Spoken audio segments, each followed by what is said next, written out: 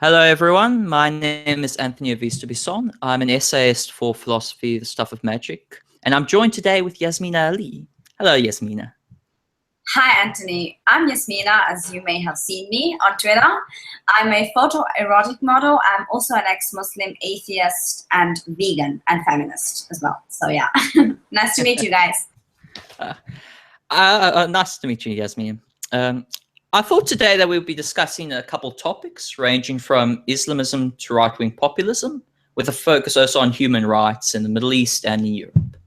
So to start the ball rolling, I've noticed that with the rise of Islamism, or as you could say, the political imposition of Islam upon society, as manifested by groups such as ISIS, Al Qaeda, and as manifested by political Islamists such as the Muslim Brotherhood, and so on, I've noticed that with the rise of Islamism has come the rise of right-wing populism, like as the rise with Christian right-wing extremist groups, especially in Eastern Europe and other such areas. So I know that, Yasmeena, you live in Eastern Europe at the moment.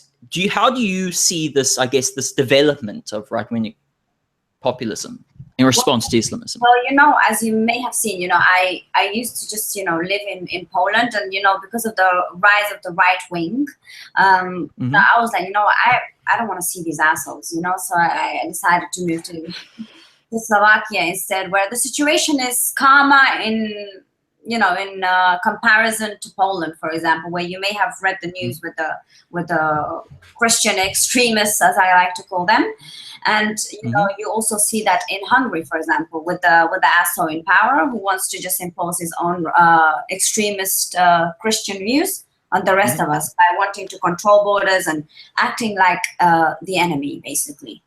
Yeah. So right now I'm in a good place, I would say. That's good. I've just noticed that it's always like the extreme religious zealots who respond to one another.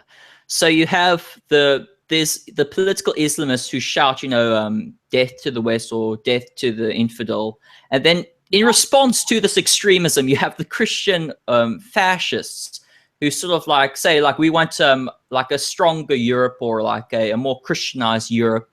And it's like those in the middle, like, I think, I'm not really in the middle, but I'm sort of like, I'm more lean towards center left. But I noticed this, and I'm sort of like, I see both extremes reacting to one another.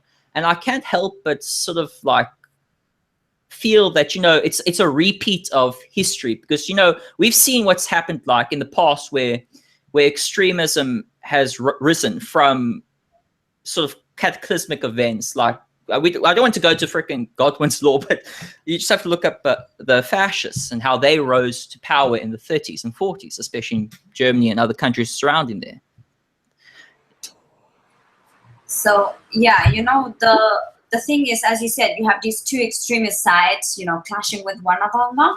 And for me, I just don't I don't really call them just like any old fanatic. For me, they are like, in a way, true to their ideology. Because, when you look at Islamism, as it's now called, it's actually from Islam, as we all know, from the word, because Islam is political, just like so many religions. For example, Christianity too. These right-wing extremists are usually Christian fanatics. And, they both are true to their ideology, which means to control and to subjugate those who do not believe in their truth. And that's the whole idea, the whole fight is about fighting for the truth. Islam claiming they have the truth, the right-wing extremist Christians claiming they have the truth. And when you have so many people like this claiming to have the truth, this is when I'm like, we need more mental asylums, Yeah. So I know a lot of people I've even used the term Islamism, but I try to not use that so much, because for me, it's Islam. Just like when I look at Christian fundamentalists, it's Christianity at its roots. Yeah, and to me, the word Islamism is more of a political device. Like, a lot of politicians have adopted it over the years, because in the 1990s, politicians would use Islamic fundamentalists to describe the Mujahideen. Like George W. Bush explained, described the Mujahideen as Islamic fundamentalists. And this used to be the common discourse, but because of political correctness and because of, you could say, the softening of language, because people become more, I guess, prickly when it comes to getting offended easily, you have seen the entrance of Islamism. And I know that when I mean by Islamists, I mean Islamic fundamentalists. But the thing is, why I use it is because it gets the ear of liberals and it gets the ear of liberal Muslims, because I believe that the Islamic fundamentalists, they are the true Muslims. But, you know, you can't state that out straight to people because they think of you as a Muslim bigot or what have you. And they can't take, unfortunately, the truth. That's the sad thing about a lot of people. They can't take the truth. It's hard when it's a white man, it's a white European man who's telling them this. But, you know, me, a woman from Afghanistan, when I tell them this, they can't use the term racist against me because it's not going to work. And, you know, and as for this so-called Islamism, the term that they now use, you know, when we look at, in terms of, I mean, if you want to talk about terrorist attacks, you know, just look at the PLO. This is a terrorist organization for me. And it was declared as terrorist organization by so many countries. And the Mujahideen were, you know, before characterized by the Americans as God-fearing people, you know, who fight the evil communism. So we have sided, you know, as Europeans, we have sided with the wrong side, and we have neglected those who need our help, like, for example, the women and the children. And it's just absolutely crazy, you know, the way they are. Yeah, I've noticed that there's a lot of I call at least political infiltration in a lot of you could say groups that are anti-Islam, or like groups that are at least try their best to try oppose Islamism. Like you have, as I said, like right-wing populist movements and right-wing organizations and their members infiltrating the left wing or infiltrating those groups that have made believe or may want to protect liberal values as best they can, but they find themselves that they're allying themselves with fascists. So what you have, in a sense, you have one force that's fighting fascism with another form of fascism. In other words, you're swapping fascisms around. And it's like, we know that when you swap fascism for fascism, you get fascism. It's like, it's not going to magically, let me swap this fascism for this fascism. It's not going to work like that. That's why I believe, at least from my position, we need more people who are very militant in terms of their secularism and in terms of their, you could say, their values that they believe in Enlightenment. You know, absolutely. Basically, the phrase is, we should man up, basically. Yeah. We should stick to our values because, you know, on one hand, Obama is shaking hands with the Saudi king, and on the other hand, he's talking, on the other side, you know, he's talking about freedom of speech, women rights, and he's shaking hands with a man who imposes laws that women, for example, cannot drive. I mean, what the fuck is this? Women cannot leave the country without a male guardian. They cannot even leave the house, many of them, actually. And those who can will have millions of, you know, they have millions, lots of money. But the 99% of the people are poor. They have no access or are mostly not allowed to as well. So, I mean, you know, we are betraying our own values, especially our leaders. They are standing and shaking hands, even like, as I said just before, the Americans calling Mujahideen God-fearing. I mean, Reagan was sitting down with before the Taliban, you know, basically they're basically Taliban for me, you know, because they later on changed into the Taliban, sitting down and shaking hands. Like, where were they to defend the Afghan people, for example? I'm going to use this example. They were just sitting with the enemy, sitting with their oppressors, those people who killed and raped women in towns and cities, and did not allow women to go to school because of religion. At the end of the day, it comes back to religion, it comes back to Islam, the root of the problem. When I'm talking about Islamism, and at the end of the day, it comes back to religion as a whole. We need to get rid of this so-called thing called religion. It's really stupid and only for dumb people. Yeah, and the thing is that if we, for example, if today ISIS was defeated, another group would take its place. The thing is that we have to take down the ideology. We have to take down the religious ideology. But the problem is that taking it down will take time. And unfortunately, time is it's a factor that is very detrimental to humanity because a lot of humans are dying for these stupid ideas. I mean, a lot of people are willing to bring their children up to go and fight for. I mean, I just saw I think a week ago, I saw 5 European children who had joined ISIS, and there was an execution video of them like shooting a couple prisoners in the head. I'm just like, these children have been indoctrinated. To them, they believe that they have the right truth. They believe that, the world is, or God is on their side. They are doing it frame of mind, but they're not. And it's unfortunate because these are young people. Like, they are the most, like, the young are the most, I guess, fragile and most, you could say, quote unquote, innocent, but we know that, if they're going to hold a gun, they're not really innocent. But it's just the ideology that needs to be stopped and killed. And unfortunately, we're not doing that at the moment. Unfortunately, we're playing these political games, and we're too afraid. Our politicians are too afraid of offending the demographics to not lose votes. They don't want to lose support. And that's why you've got, like, for example, people not naming, like, people saying, like, what David Cameron used to say to the prior British Prime Minister, would say that, Islam has nothing to do with ISIS. He eventually changed his tone, but it took like an arm and a leg for him to change his tone for that.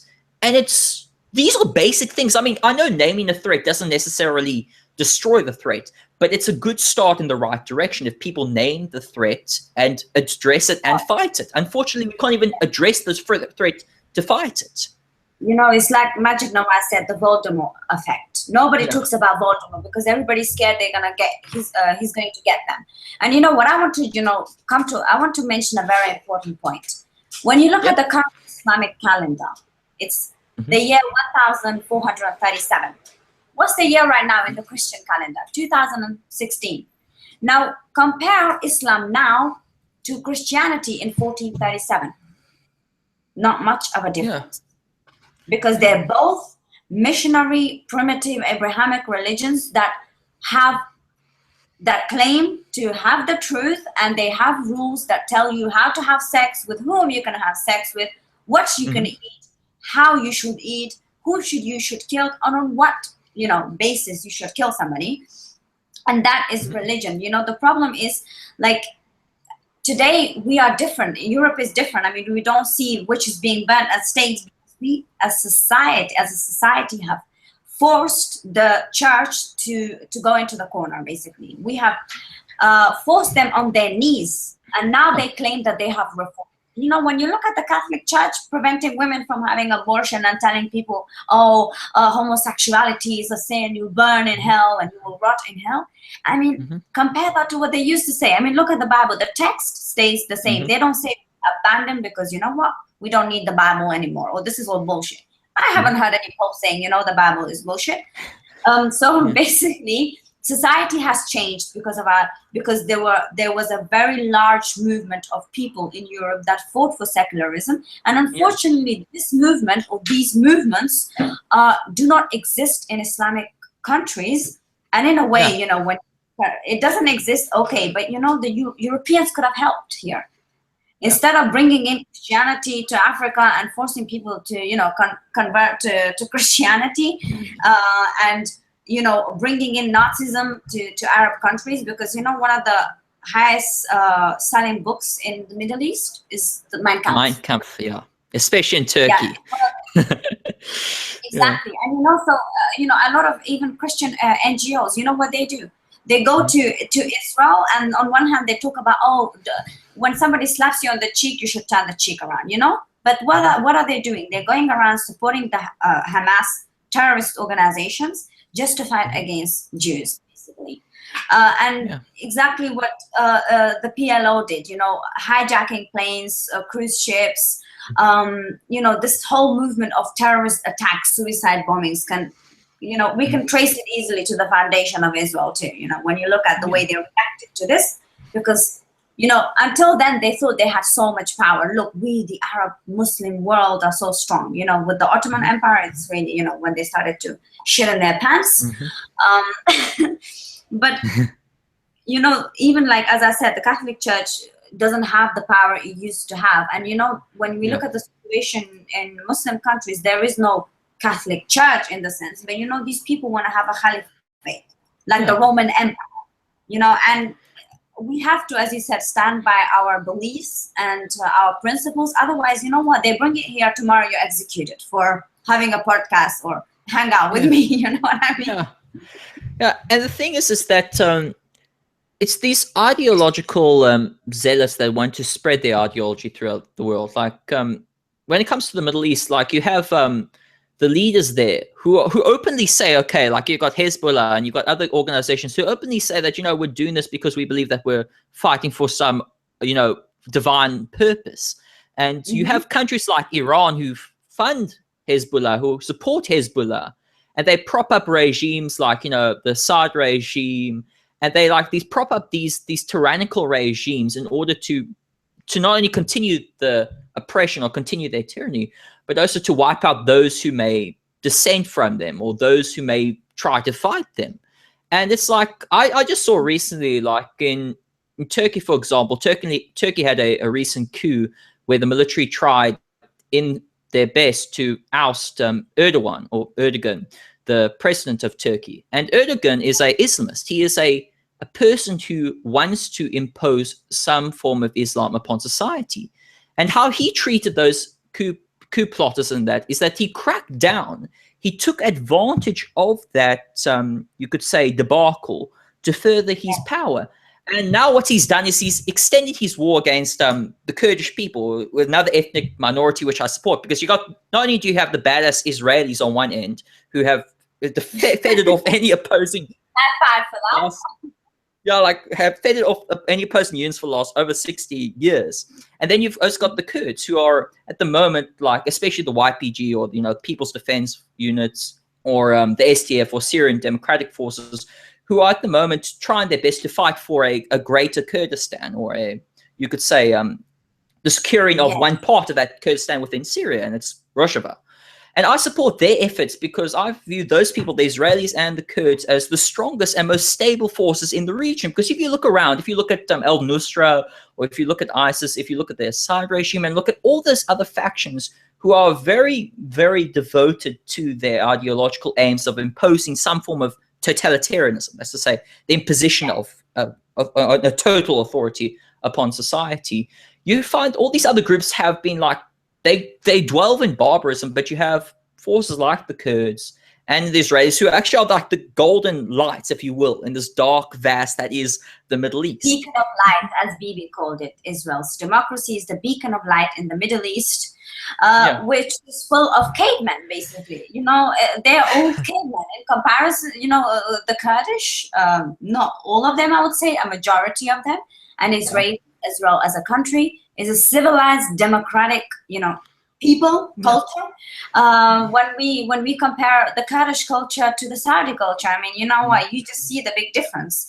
I want to come back to the point you made, about Erdogan. As you said, he is an Islamist. He thinks he's a sultan, basically. He wants another Ottoman Empire. He wants to bring back the so-called Islamic empire that never existed. There has never, I mean, how many Arab countries have successfully conquered another country? Like, I can't think of any, And as for the coup, an alleged coup, I would call it here this guy, he just uses this coup. I'm sure there were some factors in the army who were genuine in the coup.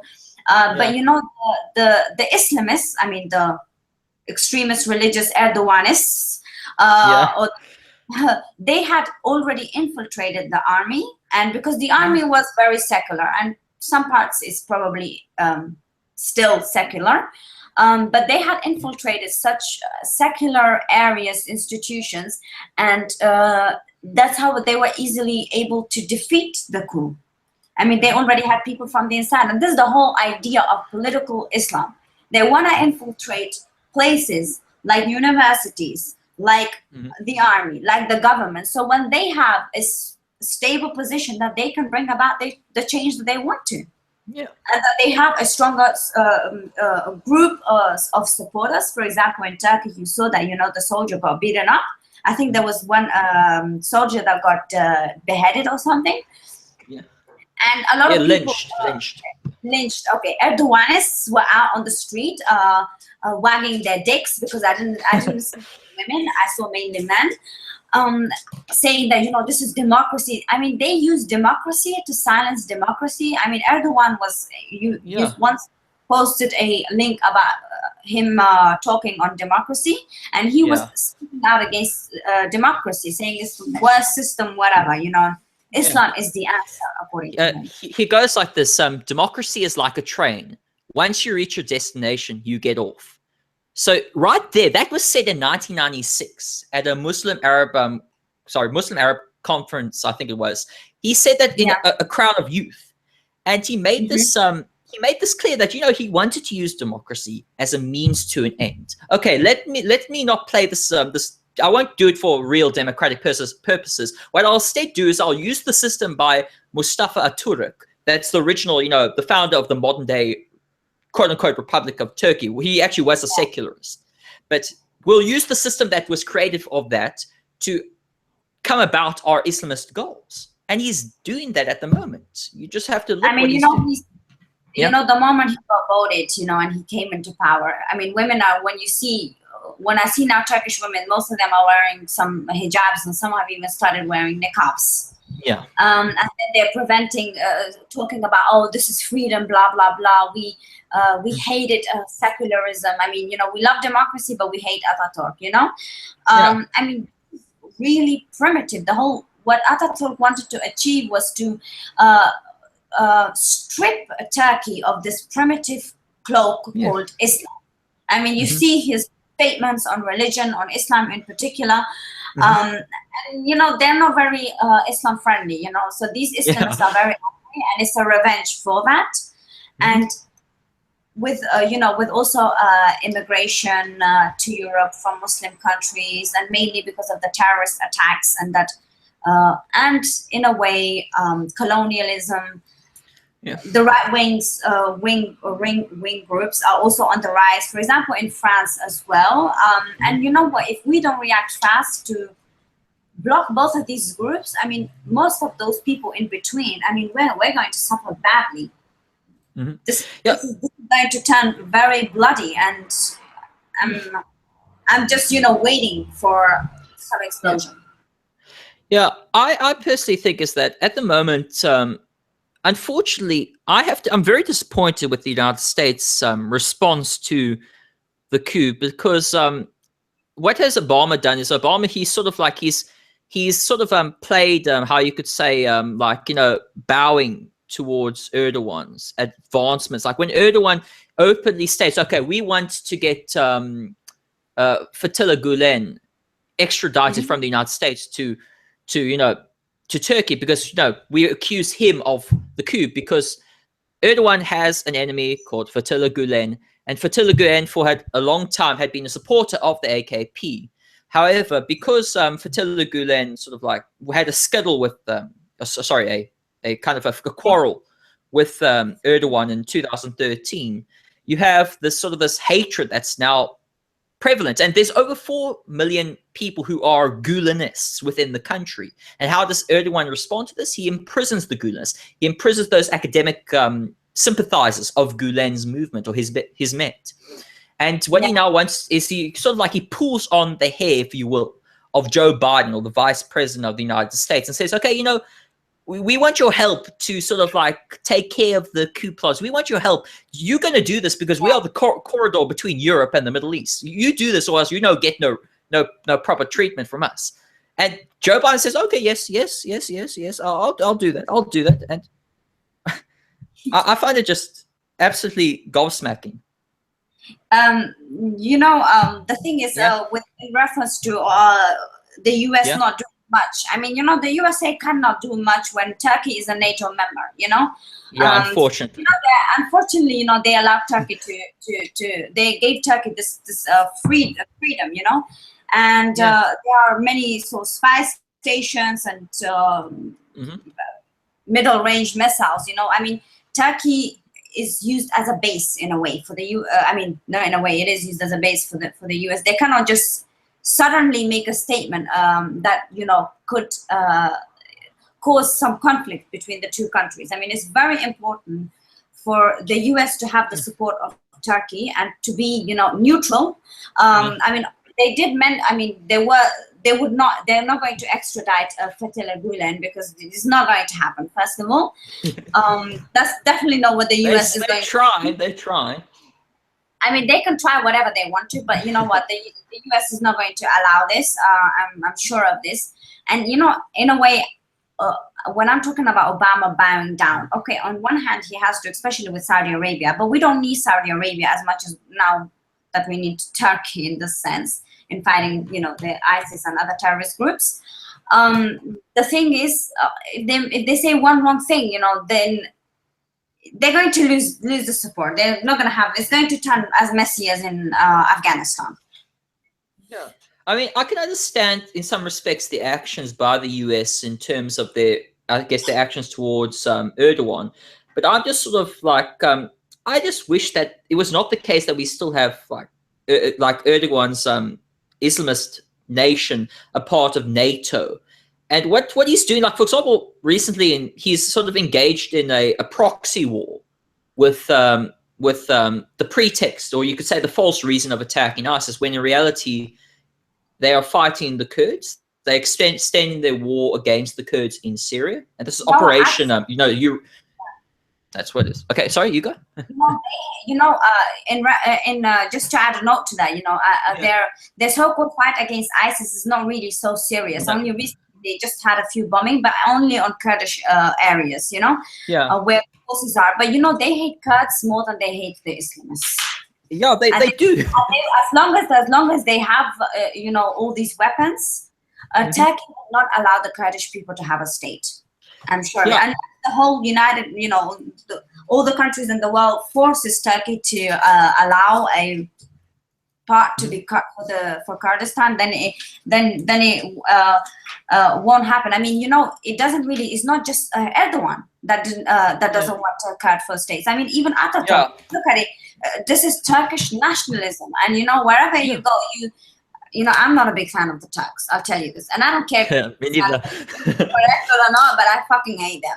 Most of them are just assholes. Very few are now sensible, intellectual people with whom I can have a conversation with. Most of them are just going around, banging their heads and protesting and saying, don't disrespect the ISIS flag. We are against ISIS, but don't disrespect their flag. I mean, what the fuck, right? Yeah, I mean, it is, as you said, it is this Turkish nationalism that sort of has existed for a long time. I mean, Yildirim, like the sort of the prime minister of Turkey, has recently said that, okay, we don't want this artificial state, quote unquote, Syrian Kurdistan or Rojava existing within Syria. We want to stop the Kurds from getting a close border with us.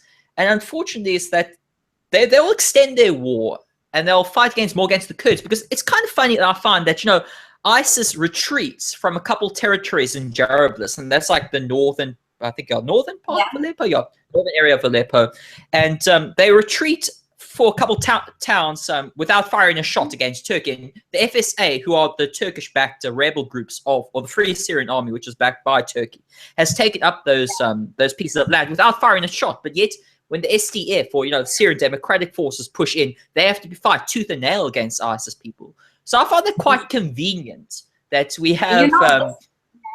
Yeah, sorry, you go. I just want to add something. We have never really stood up against Turkey, like in the 1974 invasion of Cyprus. I mean, we have allowed Turkey to have a free say in the Middle Eastern politics, and now they're thinking they're so important because they're just right next to this volatile area, and they're also part of the problem.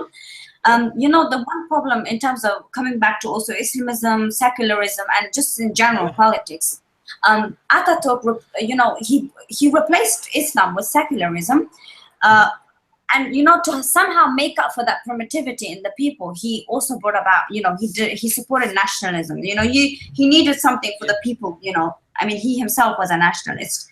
I mean, if he had on that day decided, no nationalism, no Islamism, I mean, then we won't have this problem. No, we would have not had this problem. And unfortunately, we do have this problem now. We've got to deal with it. I mean, we've got to deal now with the barbarians. And for example, like these barbarians, like, you know, they don't like women. They don't like females. They don't like women's liberation. I mean, they get scared at Kurdish female fighters of the YPJ, which is sort of the women's defense units. And they get scared by, like, you know, like fighters who are females, because they think that they're going some special place in hell for them when they fight or get killed by some females. Yeah. You know, the whole thing is also coming back to religion, as we said. Religion hates the female body. They hate women. They hate anything that's to do with freedom, having control over your body and being an individual. They want submissive people, especially women. This is why they have so many rules regarding women. And the only way to fight these so-called terrorists is, I mean, every religion has rules. Like if you go to Hinduism, even Judaism and Islam, Christianity, Buddhism as well, you read that text, there's always something on ordering women how to behave, how to speak, how to be. This is why when you look at the people, they have a submissive mentality. And the thing is, they're all, for me, they're all my enemy. For every woman, religion is an enemy, and it should be. And you know, the one thing we need to do, I would personally love to do this. I will just go naked and start shooting at the terrorists. You know, like, show off my tits and ass, show off my ass, basically, and kill the bastards. Because you know what?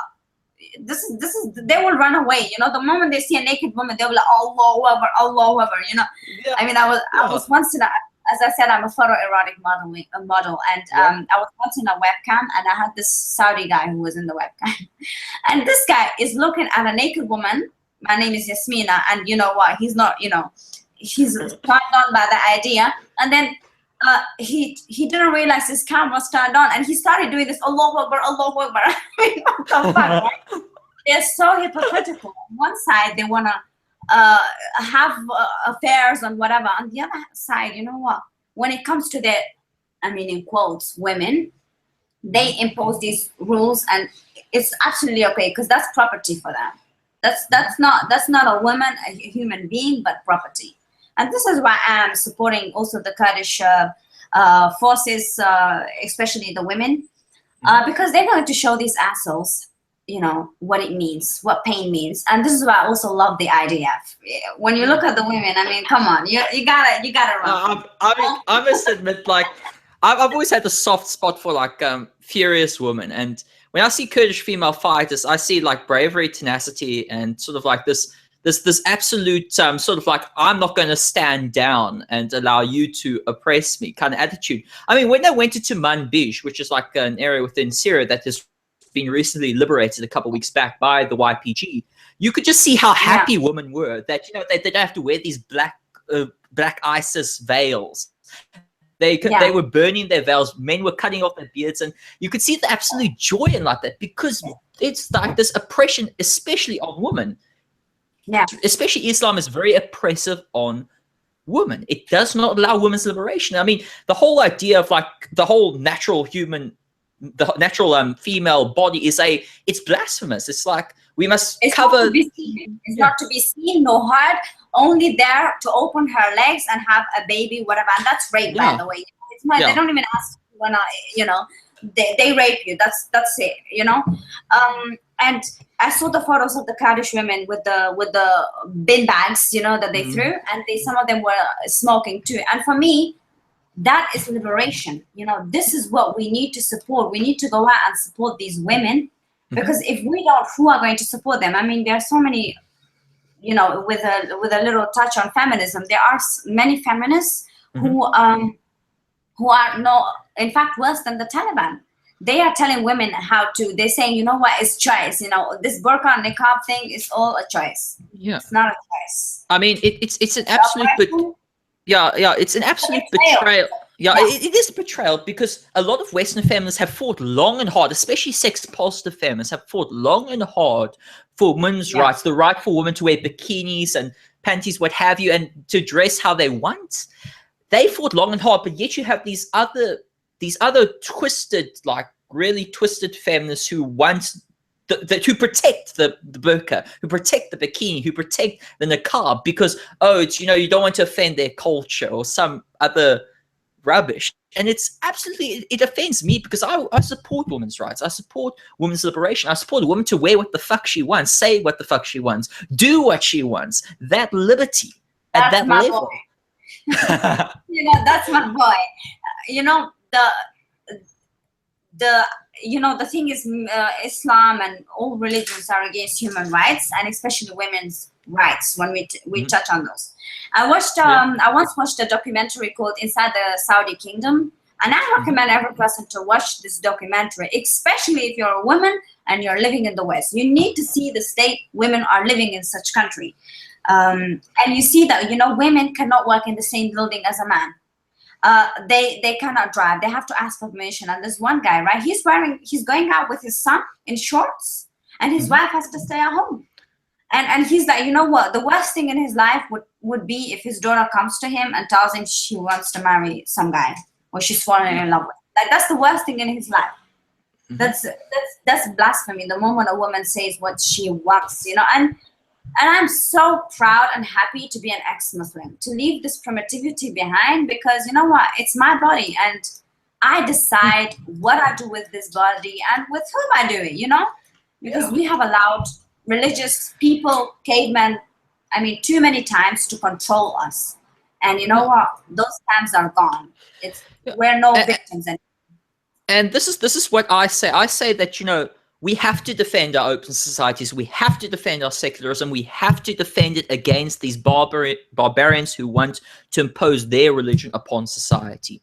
We have to defend it. We have to be militantly secular. We have to be militantly in defense of open societies, because they are the best societies. Who wants a woman to be oppressed? Who wants a man to be oppressed? Who wants this a totalitarian ideology guiding their life for the rest of their life? No one wants that. I guarantee you it. Yeah. There are people who want this. The thing is, that would be lovely for me to live in a utopian world with the freedom and everything like that. But people are like this. People are pathetic in general. And there are certain sectors of societies that are, because of the so-called thing they found, religion that they found in, and then they claim it for it to be the truth. And they, there are so many abuses going on in this world that are related to religion. I just read some statistics a few days ago. Millions of girls every single year are forced to have a female genital mutilation, and millions are child brides, for example. And you know what? We are just counting numbers. And as you said, we need to be militant. We need to stick to our words. We need to say what we mean and mean what we say. And you know what? The moment we have these terrorists, like for example, the situation in France, fucking crack down on every single asshole, close down every single mosque, church, synagogue. I don't care what institution it is, but close them. Give them all the same treatment. Close every institution. No Saudi-funded schools, and no religious symbol in public. I don't care if it's going out for a drink or going to the university, but you can wear it at home, because they believe to have the truth and are humble about their religion, so they don't need all these symbols to show off, because in a way that's against their religion. and some people would view that sort of like that approach, like yours and my approach, would probably view it as sort of like authoritarianism, or would probably whine or try to defend, if you will. Okay, let's defend religious people. Let's tolerate intolerance. And I'm sorry, but there comes a point where if you have people shouting. Yeah, I'm sorry, but I'll get off the sorry, but there comes a point where when you hear someone defending death to the West or death to democracy, and you defend that because, we have to defend his religion.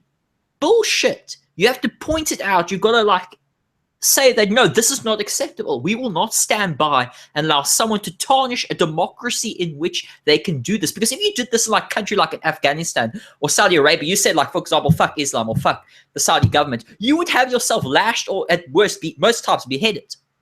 Or in Iran, you would have yourself hung. This one student, there was this one student, Iranian student, who recently got released, and only because he mentioned something, and he was in jail. He went, Don't go to a country like this. Never go. If you make any comments about religion, whatever, if you made any presence, don't go to such countries, because the moment you enter, you can forget about leaving. Because you know what, your own countries are not going to support you. I mean, for example, you're in Australia and you go to Saudi Arabia just for a single trip, and they see your stuff, they will obviously check. You can forget coming out, and Australia is not going to be going there and giving you a ransom. I mean, that's not going to. I mean, no, sorry, too much money. It's really anti-me, but you know what? They're not going to do anything about it, because there's so many people, right, who are in prisons. For example, in Iran, they have hung in the past, let's just say 10 years, they've hung more than 1,000 people because of their sexual orientation. They have hung people from cranes. And what have we done? We were the ones who gave refuge to Khamenei, the asshole who died, in France. Yeah. He was in France chilling out, having a coffee and smoking, probably watching some French porn, most likely. And we gave this guy a place, and then he goes back and he's welcomed as a hero, and that's why now we have this dictatorship in Iran, and women are now want to have freedom, and yesterday they wanted to have the hijab. I mean, we really need to stick clear to what we want, and that is freedom for every single being, and we decide what those freedoms are based on secular, civilized law, because the word civilized needs to be highlighted here, because we're not talking about Christianity or Islam, since they are not civilized. Yeah. And we need to make those rules clear, especially in Europe. I mean, we should not let any group have an excuse. When we ban, for example, the burkini ban, right? For example, in France, I found that perfect, great, good idea for a ban. But you know what? If we're going to have such bans, we make sure we ban every single thing related to religion. Yeah.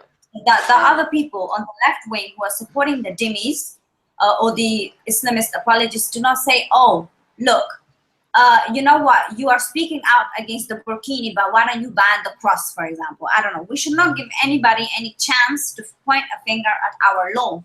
And this is why we need to make everything clear. Have a, we already have in our constitutions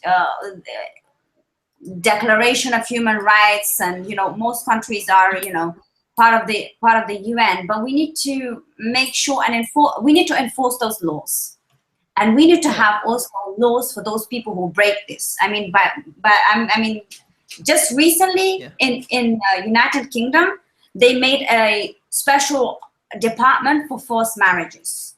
I mean, all these years there were forced marriages. Wow. In the past few years, just go on, online and check.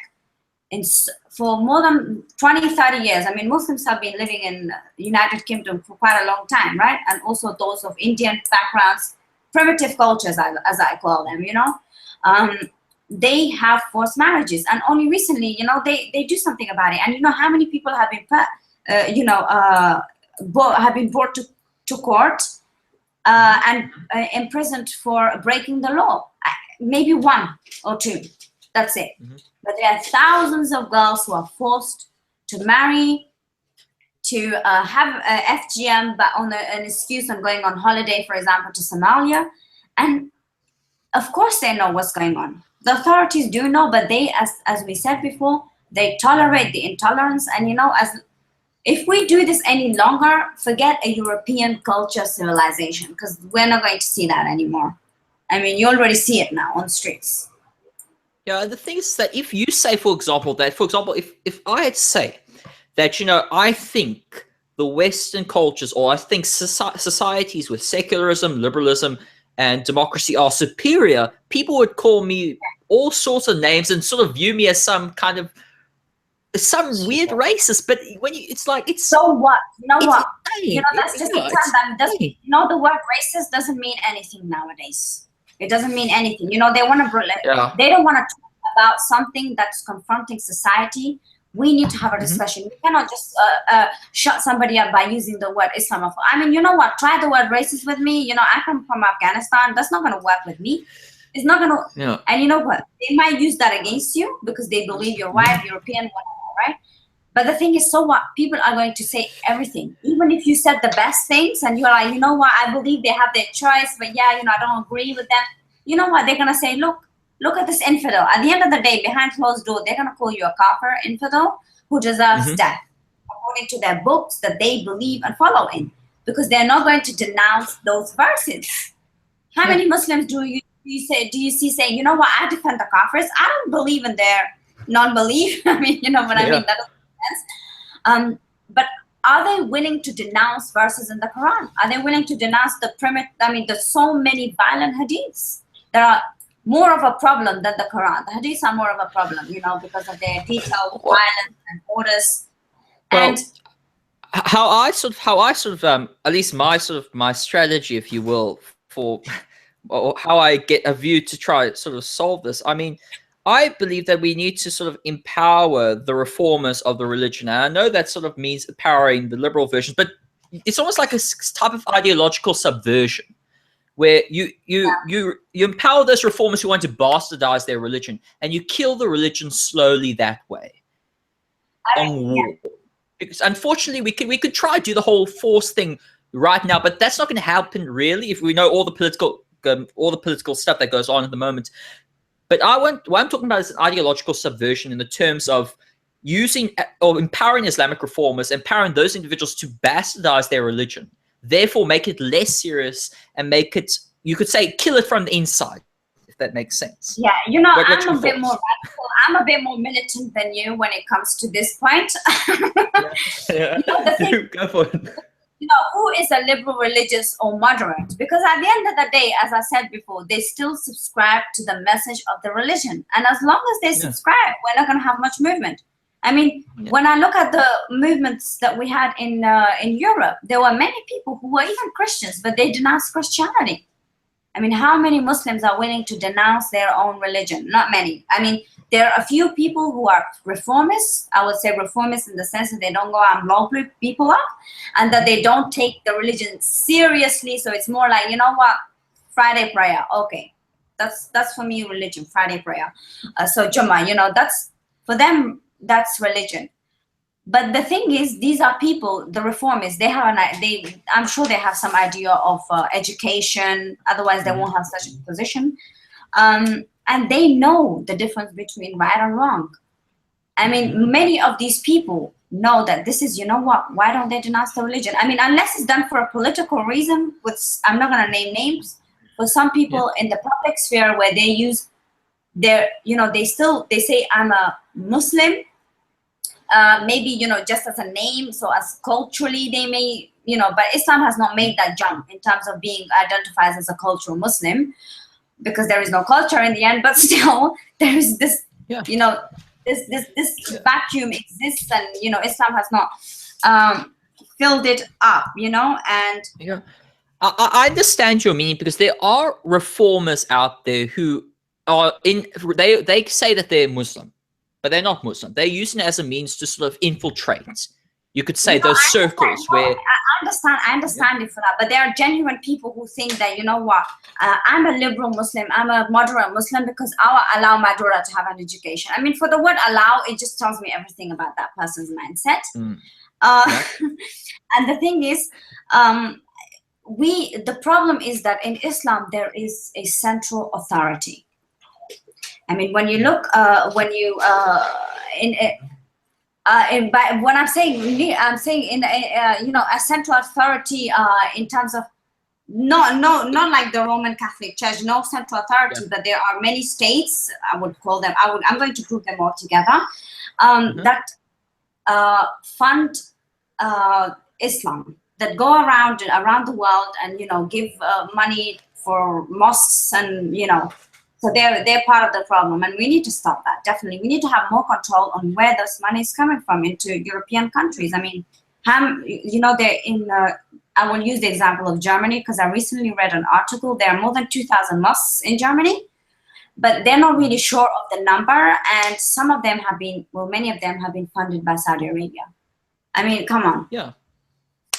It was during the Syrian, during the Syrian refugee crisis, at least the height of it in 2015, that Saudi Arabia pumped money into the construction of mosques in Germany, conveniently not taking in their own refugees, not taking refugees into their own countries. But I understand your point is that the thing is this, I noticed that, you know, we have a lot of imams out there, and a lot of clerics and like that. I mean, for example, Abu Baghdadi, the head of ISIS at the moment, he's an Islamic cleric. He has like a degree in Islamic studies. And the thing is that we need to stop those individuals as well, those sort of those, you could say those radical imams and those, you could say those ideologues that take this thing and sort of say, okay, come on guys, let's rally to it. And I know the text itself, I know the text, the Quran itself is very, like, it's very literal. Like there's verses within the Quran that say to take the contents literally. And that's the problem with it, is that unlike the Bible, for example, where, you know, the Bible's like a collection of different books written by different authors and like that. And there are, of course, horrible things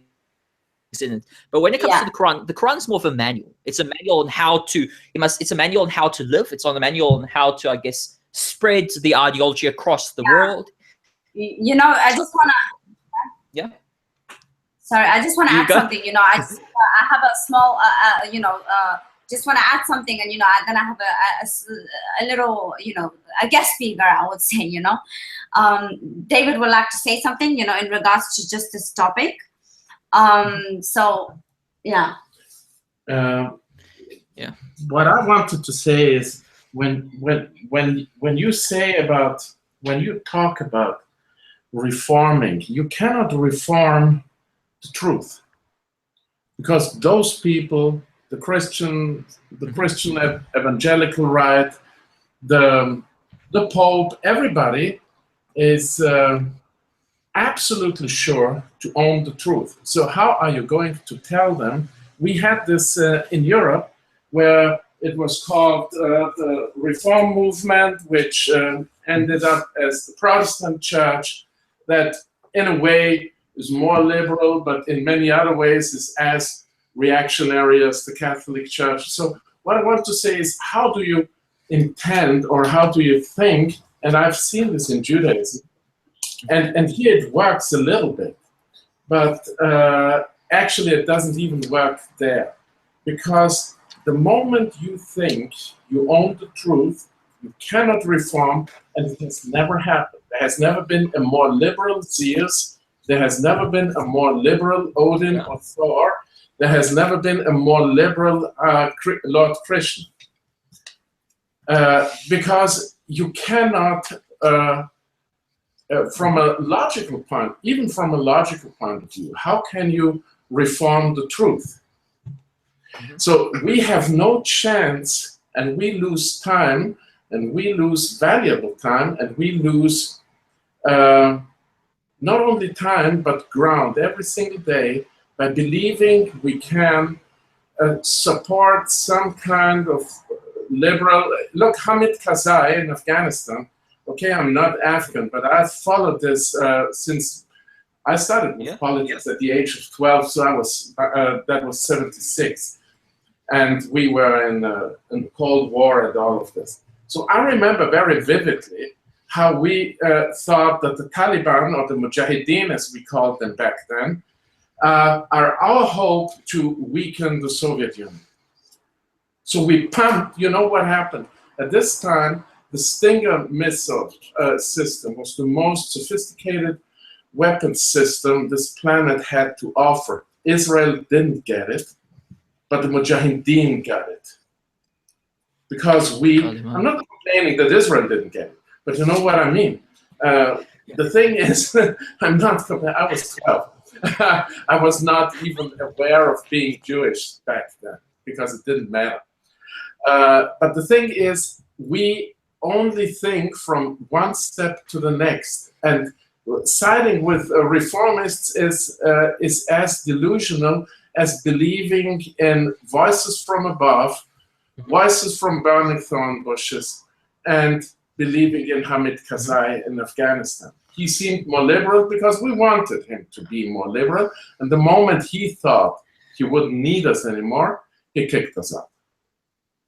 So who are we going to talk to? Who?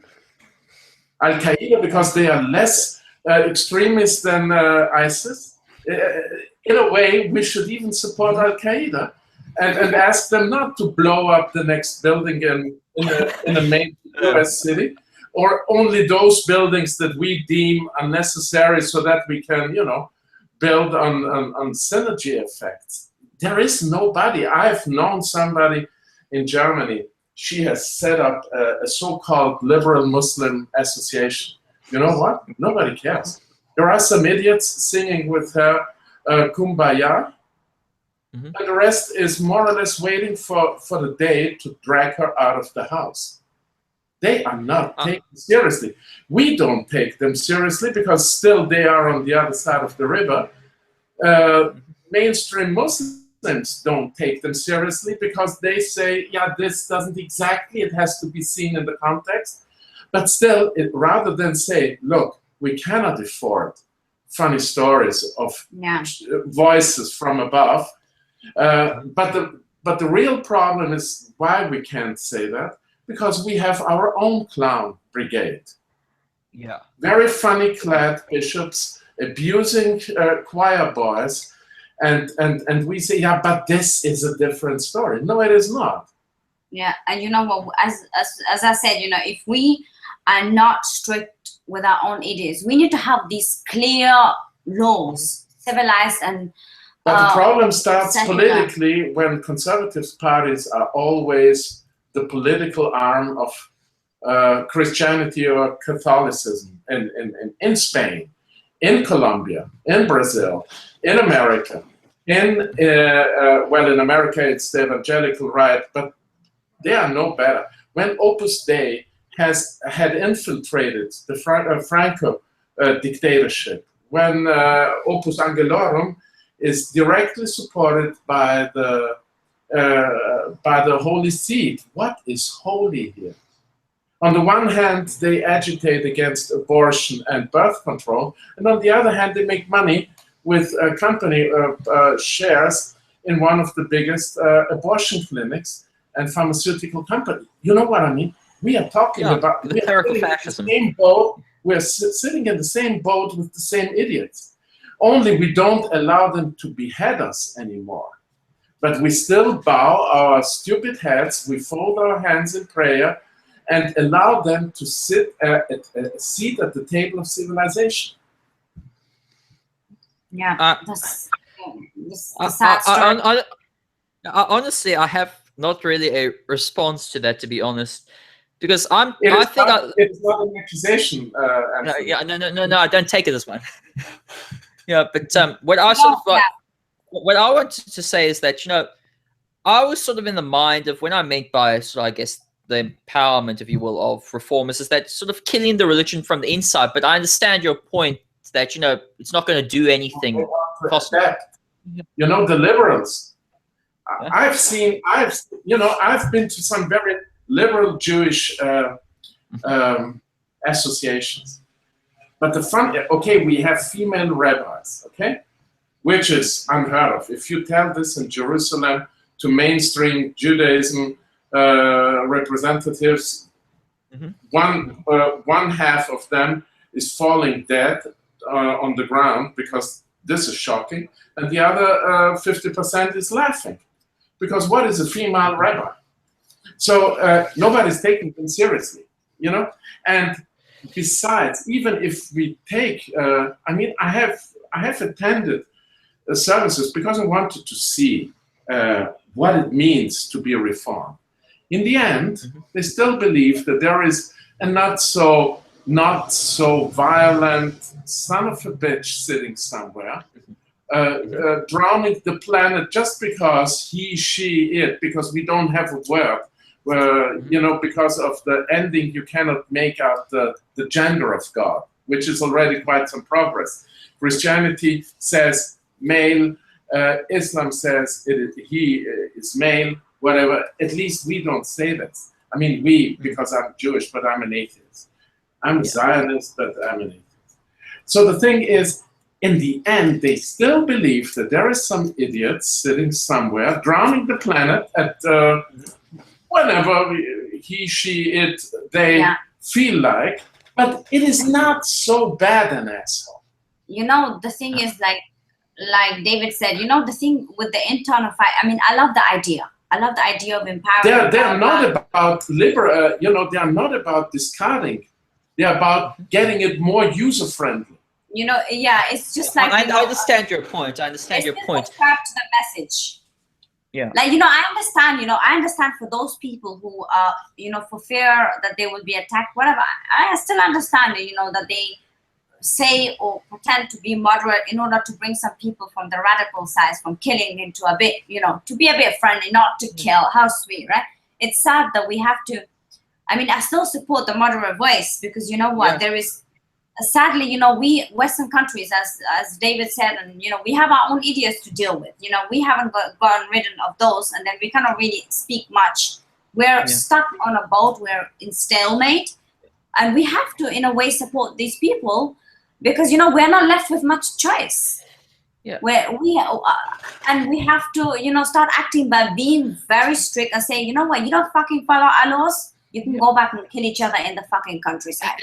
And the things that I sort of, I would like everyone to sort of become atheists. That is my end goal, but it's a way of trying to get there that I don't know exactly how to, because I understand David's point. I don't know how can we get to that point of atheism. I don't think, Anthony, that we need, that this should be our objective, because this is impossible to achieve. Look, we have laws that ban us from raping women. We have laws that ban us from killing our neighbors.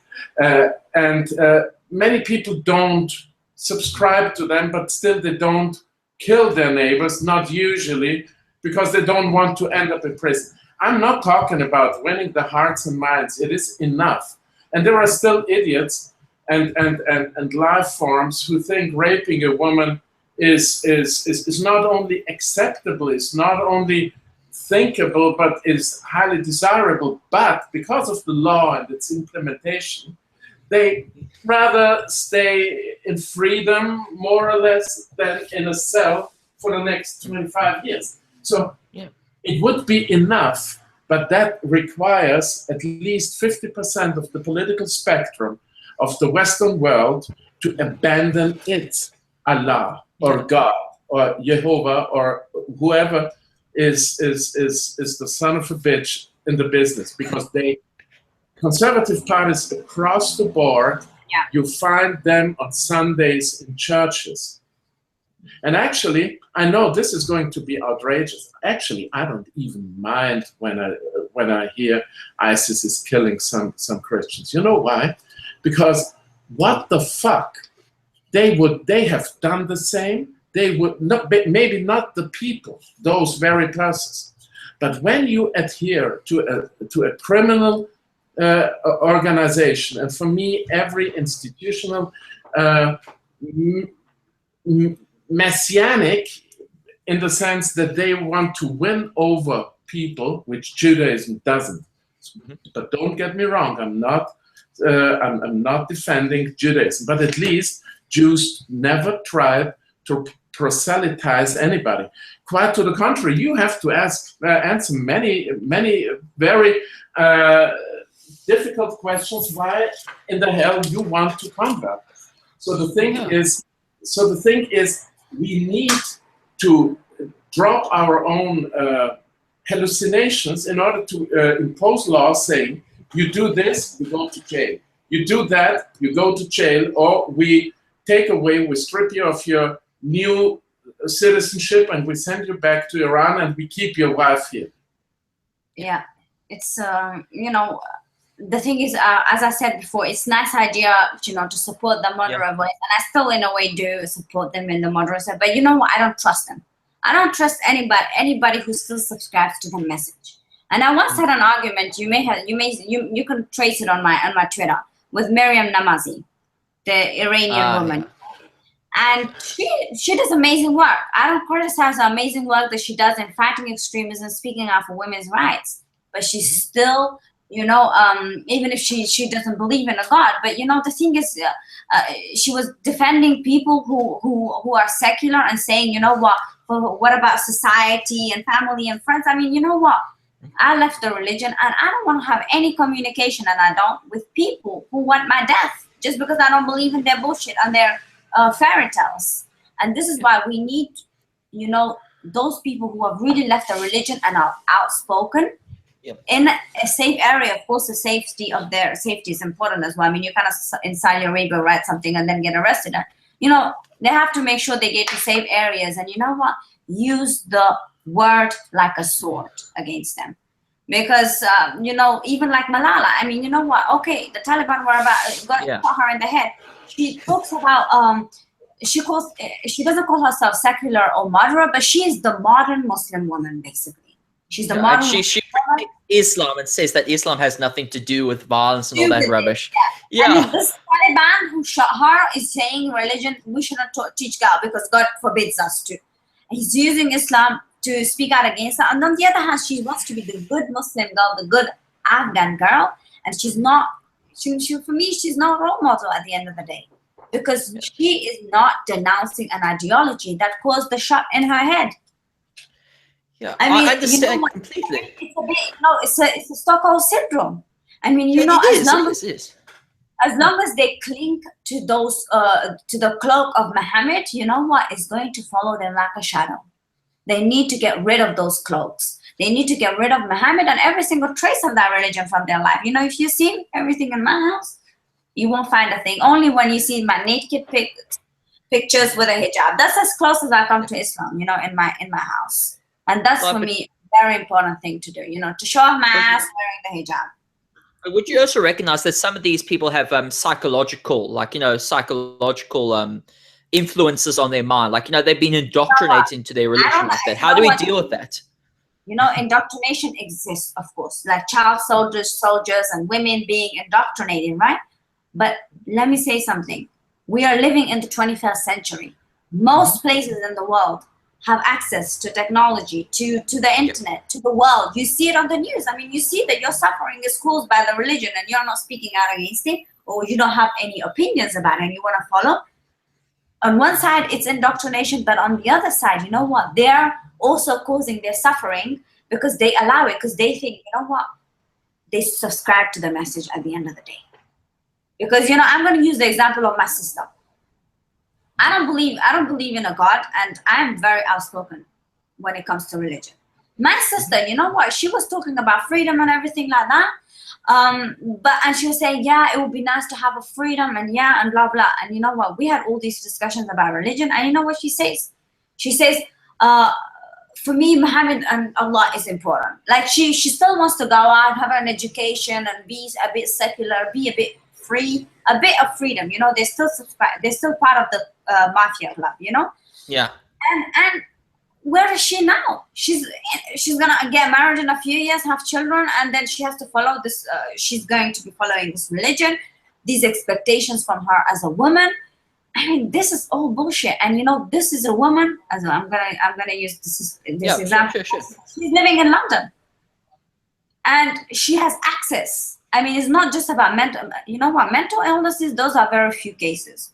And I don't want to, you know, humiliate or degrade mental people who have real problems by comparing them to those people who genuinely believe and subscribe to an ideology, because you know what, they definitely have an inferior complex. They have complexes, and to make up for their lack of brain cells, they want to put their energy, instead of working their asses off, they, you know, bow down 5 times a day and ass in the air. You know, that's for them hard work. Do you want to hear something very creepy from Israel, from Judaism? Okay, sure.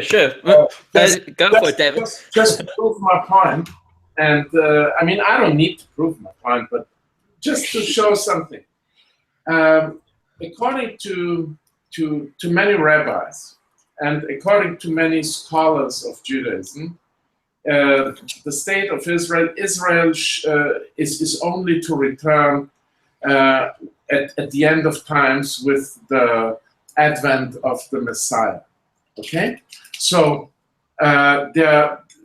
because of the destruction of the temple, blah blah blah blah blah, only the return of the Messiah is going to bring at the same time the return of Israel. Now, a lot of very extremists, even more orthodox than the Haredim rabbis, hate the state of Israel because it is a sin to build a nation, the state of Israel, before the return of the Messiah. And now listen carefully. The Shoah is God's vengeance on the Jewish people between, let's say, 40 or whenever to 45 for going to set up a country, a state, in 48. So people were killed before as a punishment for something that was going to happen afterwards with nobody knowing it. All of them had never had any intention to build a country because they were stuck in Poland, they were stuck in Germany, they were stuck in France, in Greece, and they profoundly disagree and raise the Torah and raise the Talmud against IDF forces, police forces in Jerusalem and Tel Aviv, when we tell them to fuck off because we are not going to accept setting fire to bus stations because Bar Rafael is showing off her new bikinis. And this is what is happening. I have had such encounters. Yeah. So there is even a comparatively civilized religion, and I hate to put these two words in one sentence, does have not only its black sheep, but also its insanity, because there is insanity in believing that something that all too strikingly resembles a very archaic stage of humanity today is the answer. Yeah. If I do this with Christians. Normally when they tell me they are observant Christians, I say, you know what, I'm going to fuck your wife and we are going to tell you that this was the Holy Spirit because you cannot disagree. You believe that bullshit and now it happened for the second time. Consider yourself blessed and I'm going to fuck your wife for a third time so that we have more miracles. You're going to believe them anyway at face value. And they say, no, that's a different story. Why is it a different story? Why do we lock up people? You know, I was sent from Israel to Parental for this FBI hostage negotiation course. And I had serious discussions and I would say full of hate, because I don't take hostages, you know? Whoever opposes me on substantial and vital points is an enemy. And if I see him killed or badly wounded in a roadside accident, I'm standing there and smile, you know? Can't wait to see him die. So I don't take hostages. I have no mercy. I have no nothing. And I had such discussions. I said, you know what? We are sending people. You believe in death penalty? Yes, I do.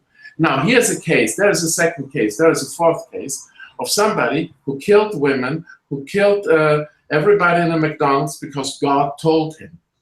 Yeah. You believe that an angel, on the orders of God, did not kill the Pharaoh, but innocent children. It would have been so easy to kill Pharaoh. But what did this fucking God do? He sent an angel to kill newly born children, babies. You know, this is the same story in Islam. I mean, you know, it's the same one basically all from the same root, you know. It's you know, when you go to it's a copycat religion as well. You know, it's copy the book and then you have a new religion with a few changes, you know. And that's the same with, you know, you may have heard of the story of the Jewish tribe that was killed by Muhammad. I mean, this is a guy who comes to Medina, right? I'm just going to focus on Islam now, yeah, because, you know, David was focusing on Christianity, but I'm going to also bring in the perspective of Islam from my point of view. You know, when he went to Medina as a guest, he was welcomed by the people, and there were many Jewish tribes at that time living in Medina when Muhammad was around. And, you know, he got the poor on his side, so the Ansar, so that means, you know, the workers, the people who were poor. And, you know, he got a following in Medina. When he got kicked out of Mecca for his terrorist activities, I would say, you know, he didn't like that he did not like the fact that the Jewish people said, you know what, we don't accept him as a Messiah. You know, he's not a Messiah. He was very jealous about this, very angry, because, you know, he wanted the support of the Jewish tribes. And you know what he did? It's mentioned in the hadith and is even backed by a verse in the Quran, which refers to this period. He took the women as slaves, and all the boys or men who had pubic hair were killed. So an entire tribe was killed.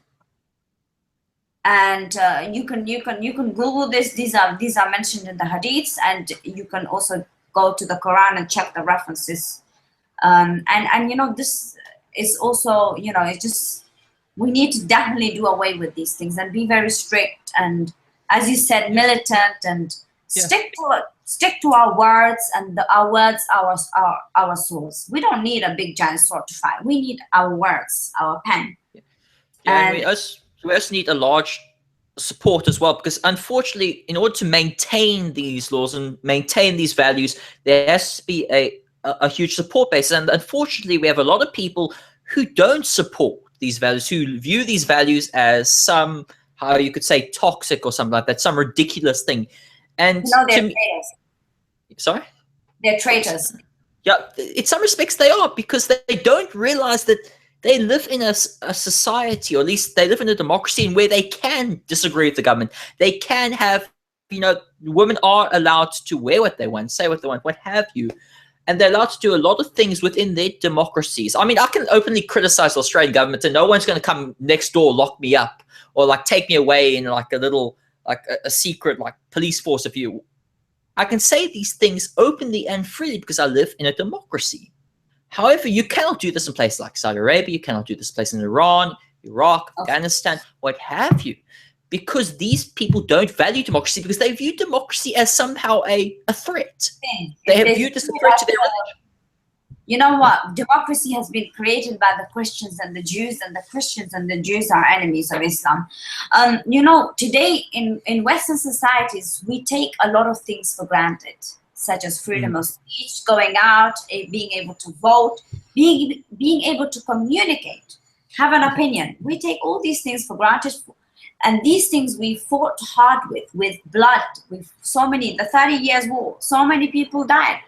Yeah. All for nothing. All that, so thousands of years later, we can say, you know what, now we can at least listen, you know, at least listen. And society needs to make sure that they, you know, don't allow the enemies to infiltrate into the system. Yeah. Yeah, already, I mean, we've already allowed them to. Yeah. Talking about this, I just want to, I guess, move the focus now more, I guess, to the second part, I guess, of the discussion, which is hopefully human rights. Now, you come from the Middle East. You've experienced, at least your experience as a woman. How would you say, as a woman coming from the Middle East, how would you say that your rights were violated like that? Can you at least give a little bit of experiences? Okay, you know, there were no rights for that to be violated. Yeah, I mean, you understand what I mean. I know, but I just want to make it clear. The rights were not there at all, and therefore they cannot be violated, because you know what? They don't view, there is no such thing as a women's right. Other than the rights that Islam gives, it's liberation. Islam has its own version of women's rights, that is being obedient, you know, following your husband's orders. And if you're disobedient, then he has the right to beat you. By the way, this is in the Quran. It clearly mentions that the husband is allowed to beat the wife. The thing is, I grew up in Afghanistan, and although Afghanistan is not really part of the Middle East, it's more in Central Asia, but still, you know, it's not really part of Asia and it's not really part of Middle East. So we're somewhere in between, like we're in the desert. Yeah. And just look at the mentality, right? And the thing is, when I was there until I was 9 years old. I want to first mention this.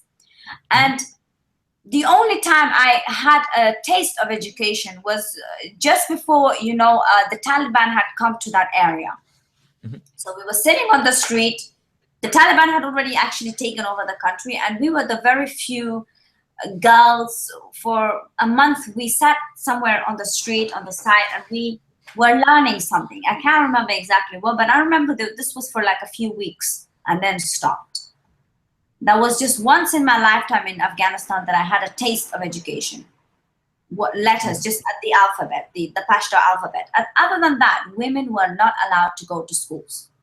schools were banned for girls. You could not, and many parents, you know, because of the attacks on acid attacks on girls, rape attacks, and all the high rates of crimes against women. Even though there was violence at women at their homes, there was even more violence on the streets. So they prefer that the women suffer violence at home than at the hands of their neighbor, you know, just not to bring shame on the family. So if your daughter is raped by your neighbor, you know, they don't want to feel the so-called, you know, shame. Their honor is, this so-called honor is dishonored. And you know what? They don't want to face that. So many people didn't allow their daughters to go to school. You know, they didn't want to be disgraced in the community. And when I was there, right, I saw that, I clearly remember watching from the Soviet style apartments, looking down on one of the main streets in Kabul. It's just after the roundabout. I clearly remember this. And then there was this Taliban parade.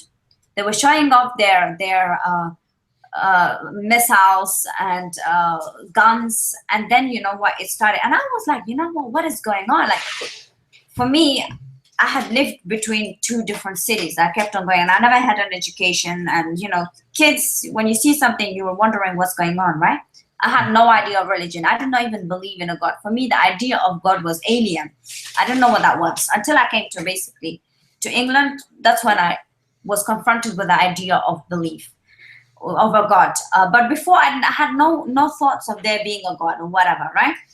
Mm-hmm. So I had seen the Taliban catching a man who was playing, he had basically, he did not have a beard, I remember, and he was playing music. And the Taliban, he has a cane in his hand. He goes up to the guy, right? And this was on the day of the parade. He goes up, right? Because you could see it from where I was on the 5th, 6th floor, I don't know. I was looking out on the main street, and across the road, I saw the Taliban approaching this young man in the shop without the beard, because he did not have a beard, and you have to have a beard if you're a man. And he beat so men were also punished, but women even more. I'm just going to give you the example of the man. So they hit him just once or twice, I can't remember. And they told the guy, you know what, from what it looked like, he better not have this music playing. And from that day onwards, you could not hear a single sound.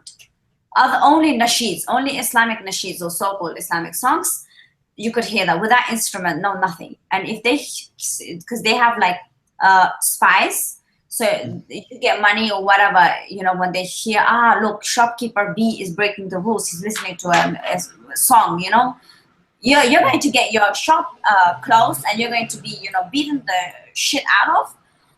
And the other thing is, I had seen a woman with just an ankle, you know, her ankle was shown. And this is when I was going out for shopping, you know. As a little girl, it's okay, you know, when you don't go with a hijab.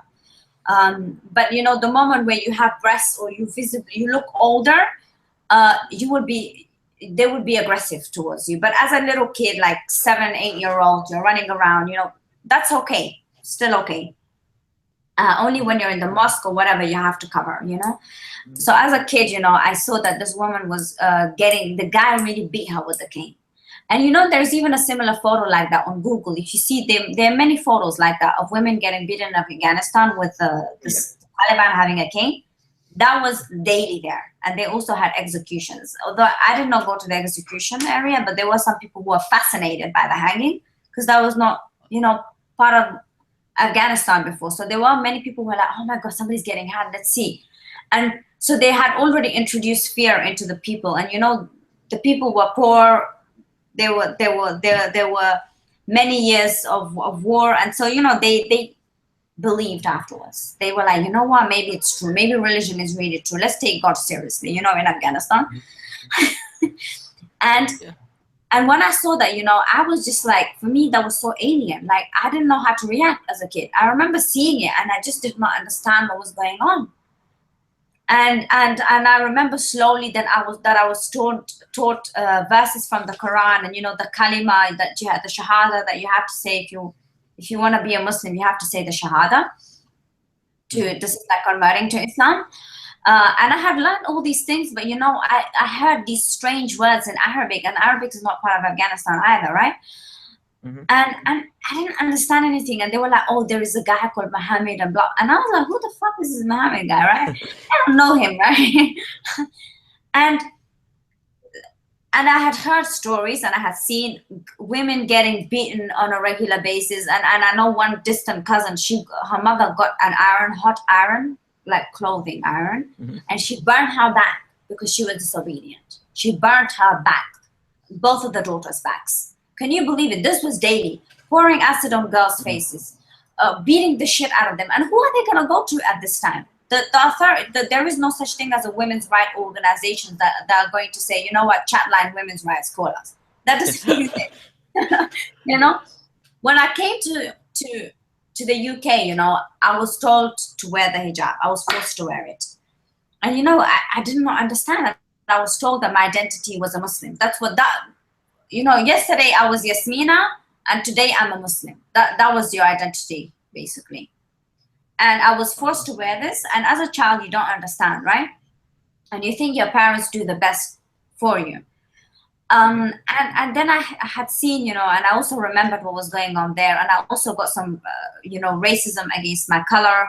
And people were thinking, oh, she can't, you know, bullying as well, that I couldn't speak English.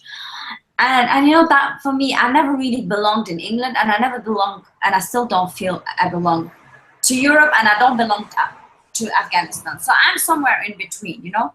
I don't belong to either of these places, although my mind is more European than anything else, I would say. And then, you know, growing up, I had seen injustice done against me as an adult, as a teenager. You know, I was, even in Afghanistan, I'll tell you one sad story.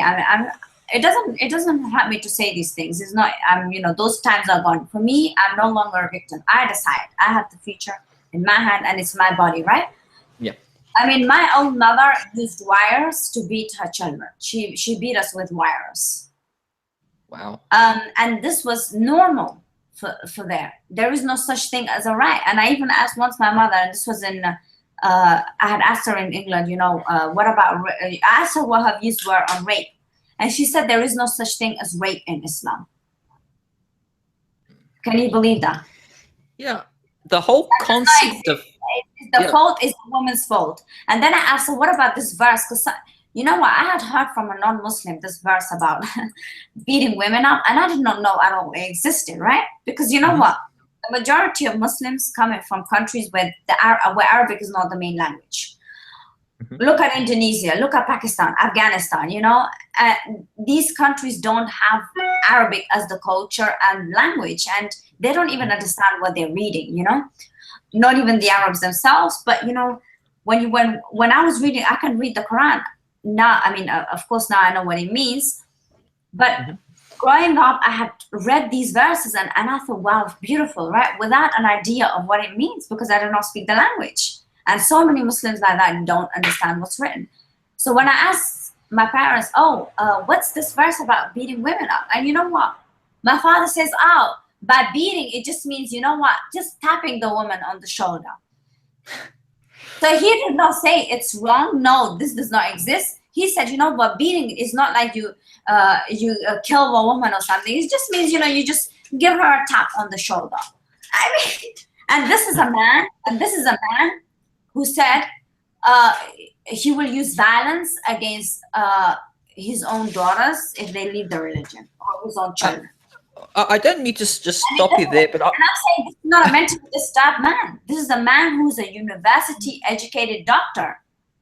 I mean, this guy is a doctor, and he talks like this. I mean, come on, Osama bin Laden's family. Look at his family, and look at Awlaki. He was a doctor. I mean, most of these people, religious fanatics, they're not stupid or mentally deranged. No. I mean, and even using the poverty factor, I mean, there are so many poor people from so many different, also religions and groups and, you know, races, and they don't do this. And that's one thing that we need to point out. And, you know, we need to start calling the thing by its name and not start beating around the bush. Yeah, I wanted to just read out a letter that a Saudi woman sent me, and it's actually, she sent me this sort of like, and I wanted to read it out because almost like, I guess, on top of your experiences, Yasmeena, almost like a taste, if you will, of women who are, she's still living. And I'm going to, by the way, I'm going to use a different name than her actual name. I'm going to use the name Aisha for other circumstances. Aisha. Yeah. Yeah. first wife of Muhammad. I just, that's a random name. But I'm going to read this out. This letter. It's not too long. Yeah. But it'll give it a glimpse, if you will, on at least her experiences in the Kingdom of Saudi Arabia. So I'll read this out. Yes, My name please. is Aisha. I am a 23-year-old woman who comes from the Kingdom of Saudi Arabia. Before I tell of my experiences living here, I wish to say just one sentence, and I want you to read this sentence carefully. When you are born a girl in KSA, or Kingdom of Saudi Arabia, you will feel that the only crime that you have committed is being born into the wrong sex. Why it is a crime to be a girl in KSA. Since I was 5 years old, I knew what the difference was between a girl and a boy. You see, I have a brother. When I was 5 years old, I was arguing with my brother, who was at the time 3 years old. The argument was over food. I told my brother to not throw food on the floor, unless he did not want to eat it. It is wrong to do otherwise. However, my brother did not listen to me and continued to throw food on the floor. It was in that moment that my father entered the room. After hearing me argue with my brother, he beat me with his hands. Why did he do this? Because my brother was a boy and can do whatever he wants, and I am a girl and have to respect whatever my brother does, even when he is wrong. I remember having to cry in my grandmother's room after that. It was just so wrong. As I grew up, I noticed more and more the differences in the way that my parents treated me, as opposed to how they treated my other sibling brothers. Out with their friends, but I could not. Boys could take money and go out freely, but I could not. Boys could sleep wherever they wanted to, wear whatever they wanted to, but I could not. I noticed that whenever my brothers went out with friends, they never had to be accompanied by my father. However, whenever I went out, I had to be accompanied by either my brothers or my father. I felt like a prisoner who had to be accompanied 24/7 by a guard, all for being born into the wrong sex, for being born a girl by my mother. When I asked my mother about why my brothers could get to do more things than me, she told me that it was because they were better than me. In other words, boys are better than girls. Brothers are better than daughters. She told me that I was nothing without a male. Your brothers can drive and bring things that we need, but girls cannot. I felt so much shame when she told me this. I felt that I was nothing. I felt that I was cursed. The very fact that my mother could say that as if it were nothing made me feel so helpless.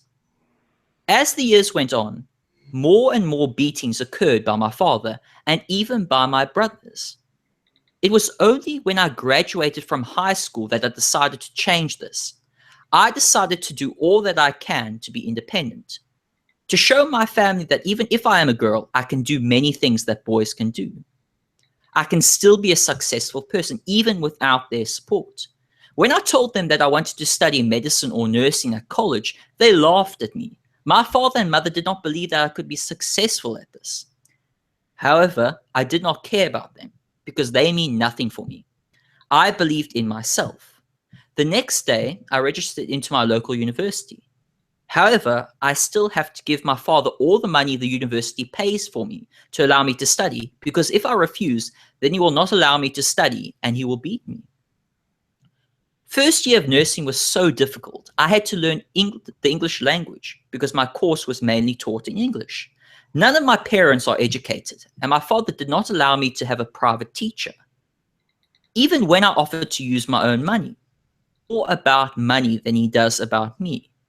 However, despite the difficulties brought before me, I managed to persevere and I worked hard to learn English, as well as complete my nursing course.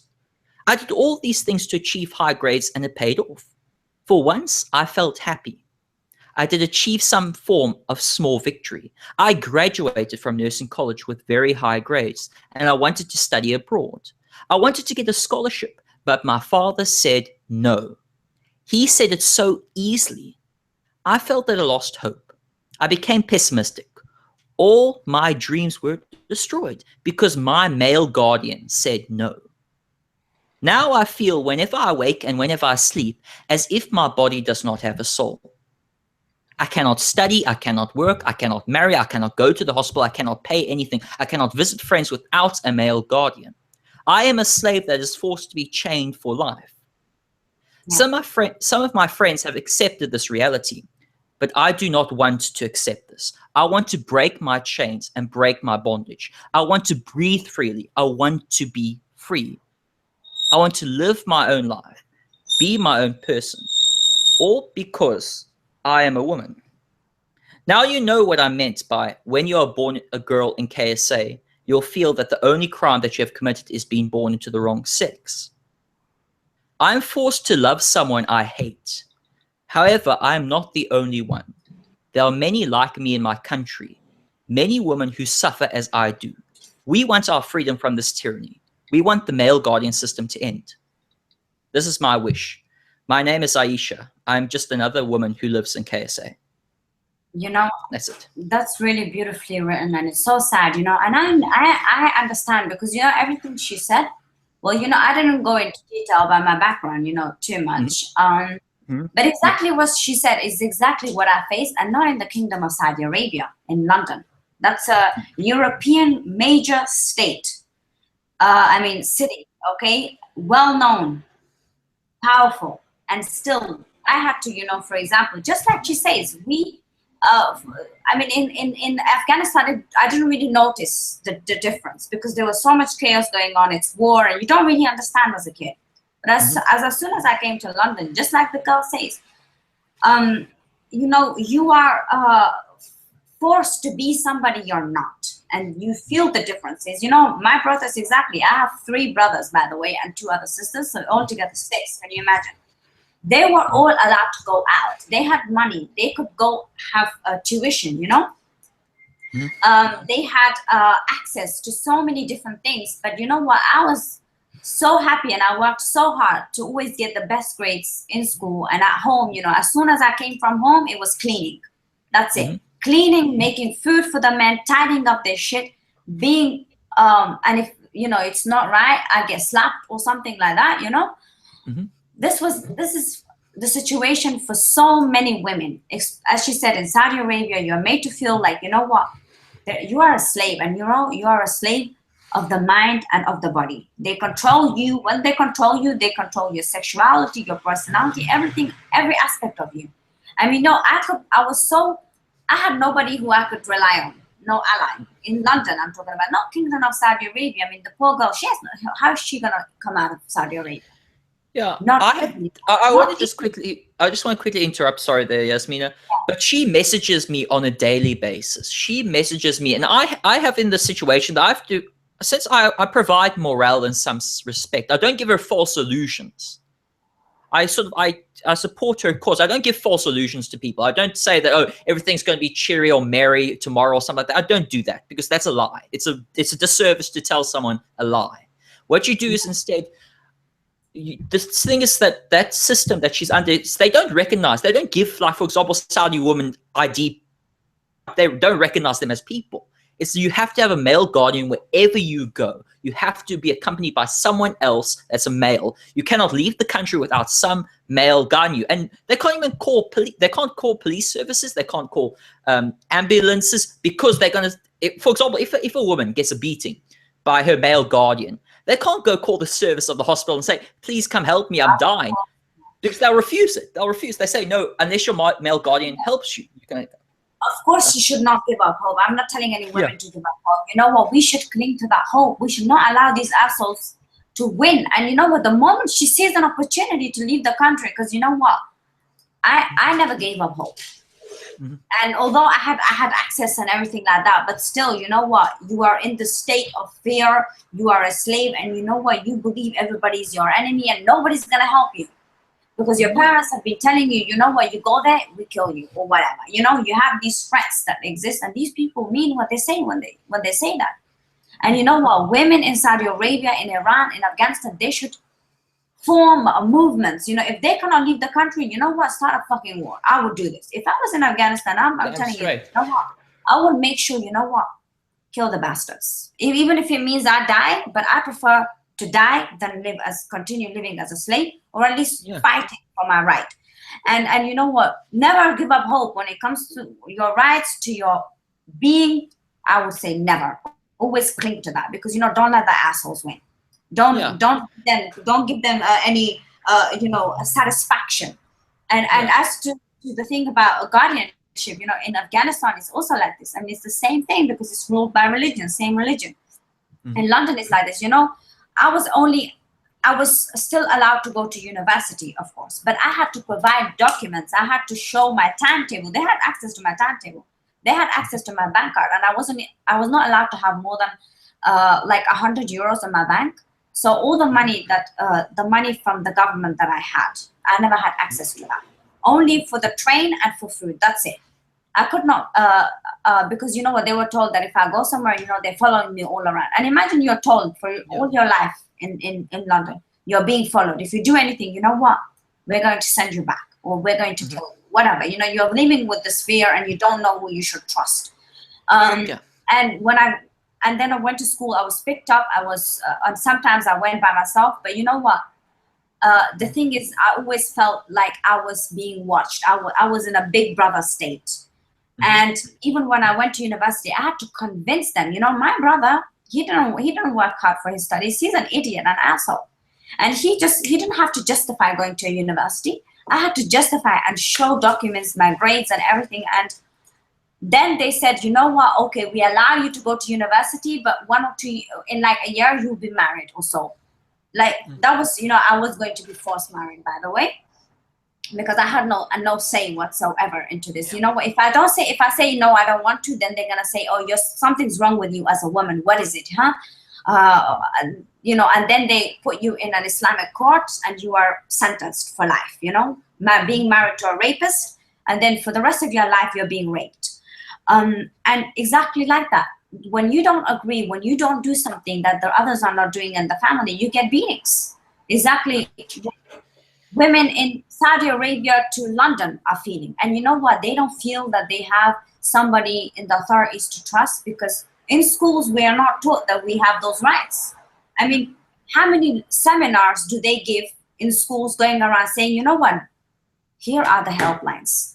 Your parents are abusing you. If it's indoctrinating from a religion to beating you with a cane, whatever the reason, they should make it clear, not just about domestic violence, typical, you know what I mean by domestic, without the religious factor, or child abuse without the religious factor. They have those, but they need to focus on the religious factor too. And they need to encourage children, you know what, your parent is an asshole, fucking call the police and get them arrested. Because you know what, enough is enough. And I mean, hats off to Aisha. She worked so hard. So many women are working hard. They want to have that. And same here, I had to work so hard. And every single day when I used to come home, immediately, I was not allowed. I couldn't study. I could not study, basically. I don't know how I did it, but you know what? I had to, as soon as I came home, I had to make food for the whole family. I had to do this. And if I didn't make food, I was beaten up. I was told that I was being a slut, a whore who was influenced by the Europeans, by the Christians and Jews. And now I'm turning like them, basically. And that I should be grateful for everything I have. I should be grateful for the little freedom, the freedom that I was being controlled. Everything was controlled in my life, and it's just like, the one thing that really was the light in the cave that I was in was the social media, which I had secretly, access. I did have a phone, but my phone was checked regularly. Like I could not have male friends, because the moment I have a male friend, you know what? You're getting married. Immediately in this moment, it's over. No, you're not allowed to leave the house. And I had seen girls in London who maybe just talked to a boy in the class, and the parents saw. They were not allowed to leave the house the next day, and they were married off. I mean, forced marriage by that. And this is daily. You are told the differences, what, he's a boy, once I was standing and my father was like, the differences, what all the differences between all of you are, your brother and you. And in my head, I was thinking, what, his dick? I was so angry in that moment, right? And this is not, unlike Aisha's parent, my father is a doctor. So a guy who's had an education, he's grown up in the Soviet time. And that education doesn't help at the end of the day, right? It's primitivity is at the end of the day. Dr. Mengele was a doctor, for example, and so many. It doesn't help at the end. We love to think it helps, but it doesn't. And he said, what the difference between you two is? He didn't want to say boy and girl, because he always said, I always see you as all as my children. I love equally, but the difference is there is a difference. He has a beard and you don't. What he meant to say is that he's got a dick and you got a pussy. You don't do that, and you gotta respect him, and you have to bring him water when he says I want water. You gotta take off his socks when he says, now I want to study. And I remember one summer, just like Aisha, the parents allowed the boys to have a tuition and, go out and blah, blah, blah. I remember having that little money that I had to get mathematics tuition because I needed it, because I had so much pressure at home. I was, abused, and I needed something, you cannot study. I mean, what you learn in a classroom is not what you're not going to survive just on that, right? And I remember and I needed money for the next tuition class because I didn't have any more with me. And my mother said, you girls don't need tuition. You gotta cook, you gotta clean, you gotta have babies. And you know what? Be happy you got the little education and do it in your classroom. Don't do it here, but I expect a woman at home. And by woman, I want a fucking slave at home. And that's coming from a woman. Yeah. There is no solidarity from other women in such communities because you know what? They repeat the same thing. And I have seen photos of my mother without the hijab in the Soviet times, wearing haircut like me, going around wearing trousers and skirts in the Soviet time. And now she's a Haji. She goes to Hajj pilgrimage all of a sudden, religious, oh my God, telling her daughters rape is absolutely okay. Oh my you God. Be grateful. And this is what we women have to face, especially women from a Muslim background or from such primitive background. Also, when I talk about Chinese background or Indian background, Hindu background, also. I want to sort of to mention something that in early January, I remember a woman by the name of Lubna Ahmed. I think I shared with a couple links with you and David before, but Lubna Ahmed is an Iraqi, Iraqi human rights activist living in Iraq. Of course, she's an atheist and she refused to wear the hijab. However, how she's dealt is that she's get beaten up by militias and what have you. She's currently in hiding now. She's disappeared. Why? Because she appeared on the Dave the Rubin report. She appeared doing an interview with Dave Rubin. She disappeared after that. Why? Because she simply stated out that she believes that a secular society, a liberal society, a society where we actually embrace the Enlightenment values is a good society. For stating that, she was targeted, she was hunted, and now she's in hiding. I don't know if she's dead or not. I don't know. I hope she's still alive, but she's in hiding. I don't know where. I can't say where. I don't know the details. But I haven't heard from her because I remember also following her on Twitter, and she also had a Facebook, and I had even watched the interview on the Rubin report. The thing is, just for saying something, speaking your mind. I mean, even showing a little ankle, it's not allowed. So imagine opening your mouth. It's definitely blasphemous the moment a woman speaks. And there is a reason I just want to bring in regards to the woman, a beautifully written letter, really amazing. And hats off to this. And we need more women like Aisha to riot, to tell the rest of the world about the situation of women in Saudi Arabia. I mean, we know more or less the situation of women altogether, but those personal stories are needed. They need to move because emotion, passion is what drives people to change, And there are two hashtags going on Twitter right now, trending. Together to end male guardianship and to end, I think it's like to end Saudi women, to stop enslaving Saudi. Stop enslaving Saudi women. Yeah. And you know what? It's about time. I mean, when I read this, in a way I was surprised, but in a way I'm not surprised. Finally, these women can say something. They're not just a veil and invisible people. Or invisible objects. They have voices, and they're not going to be quiet. This time, that time is over. These women have seen that. You know what? Women in Europe were emancipated. They had to fight. Wearing trousers, even if the guy on the train said, no, you cannot ride this bus or whatever, going there wearing bikinis, trousers, doing the jobs men do. Women in Europe fought so hard for this. And Saudi women who are fighting for this too have seen it works and it will work. And you know what? I'm so glad to read this to hear of this letter. And we need to trash this male guardianship. And you know what? Fuck those assholes. They're not. That's not a family. That's not love.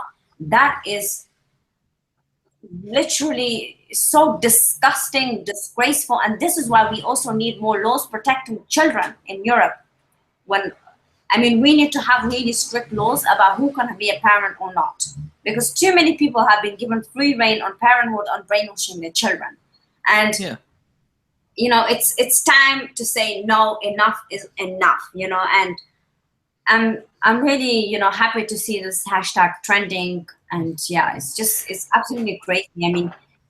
There are so many women, even in Afghanistan, who are working for women's rights, but they're not allowed to show their faces. For example, you may have seen this photo of the Afghan girl with the green eyes and the red scarf. Do you remember this? On the National Geographic, she was on the front page of National Geographic magazine. It's called The Afghan Girl. It's a famous, really striking eyes, and her name is Sharbat Gul. And this was, more than 2 decades ago, she was photographed as a young girl, and now she's an older woman. And where was she all these years? And the story is that, she was in a refugee camp at that time, but afterwards, she was working, and she's still working with women's organizations, also European women that come to Afghanistan and, help the Afghan women. And they have to also live in hiding. Like, she cannot really publicly say where she lives, otherwise the Taliban come knock and then she's dead. They are literally police. It's a police state. And exactly like Saudi Arabia, as I said, please watch the documentary Inside the Saudi Kingdom, because these assholes are sitting in private jet planes with blonde women wearing skirts, and at home they got objects, sex slaves. And the thing is that Aisha's story is just one out of many. And the thing is that we, as at least in the West, we have a duty, I guess, to raise awareness about this, because unfortunately, not only awareness has to be brought, but also international pressure. Because when Saudi Arabia ended their slavery in 1962, they ended their slavery in 1962. And that was only because the international communities pressured them. There must be pressure as well to end this system of male guardianship, especially in Saudi Arabia.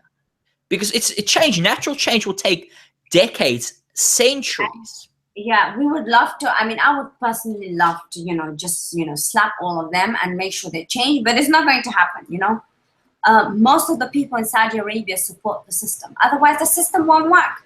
They're happy, with the protests, in Bahrain, when there were these protests. Why aren't we seeing those protests in Bahrain anymore? Because the government gives them enough money to shut up, and then, they're not protests. So democracy is not important at the end of the day. They get a bit of money, a little bit of luxury, and they're happy.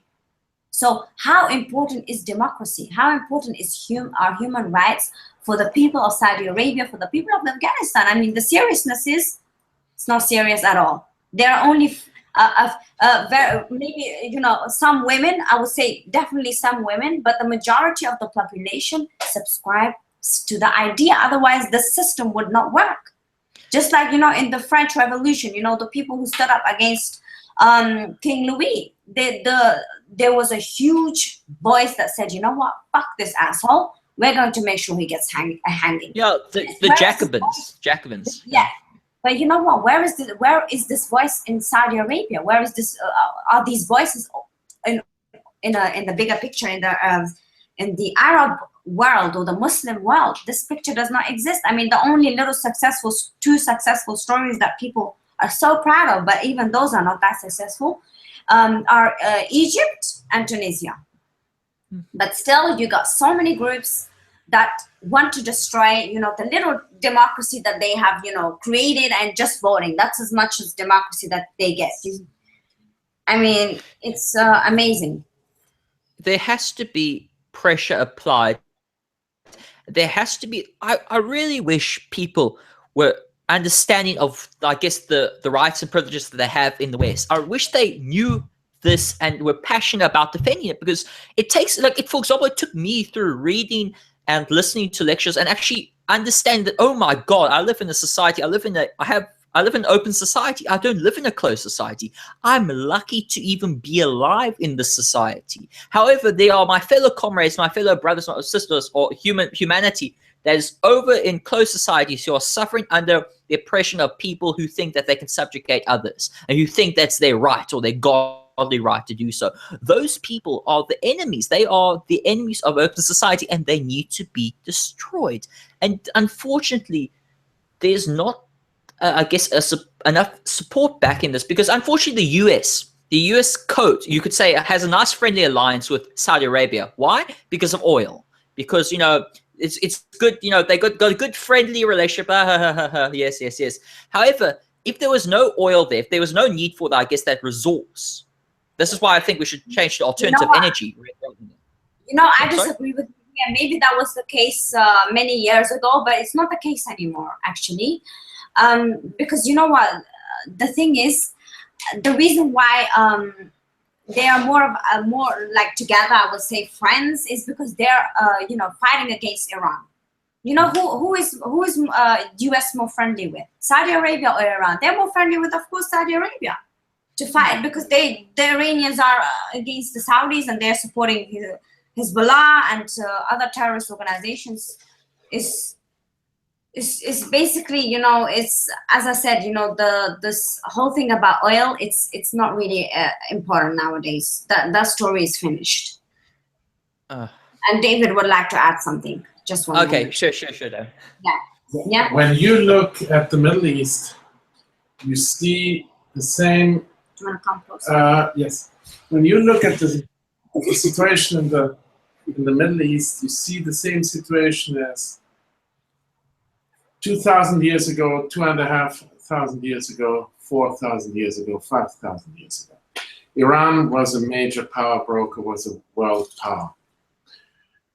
When you talk to Iranians, and I did so even before Khomeini came, they rightfully say, and we were trapped to believe that the Iranians basically are civilization's enemy, because the 1979 I wouldn't say regime change, let's put it this way, because Khomeini was flown in more or less, you know? So the regime change of 1979, in a way, has also to be seen in the context of an old culture being taken away, whatever they felt entitled to, and seeing that some cultureless idiots, and Iranians hate Arabs because they have no culture. They have no culture. Iranians make it a point to say, we speak Farsi. This is not an Arabic language. This is not an Arabic culture. And when you go to Isfahan, and when you see Tabriz, and when you see other places, this is, of course, heavily influenced by Islam, but it is so different from everything you see elsewhere.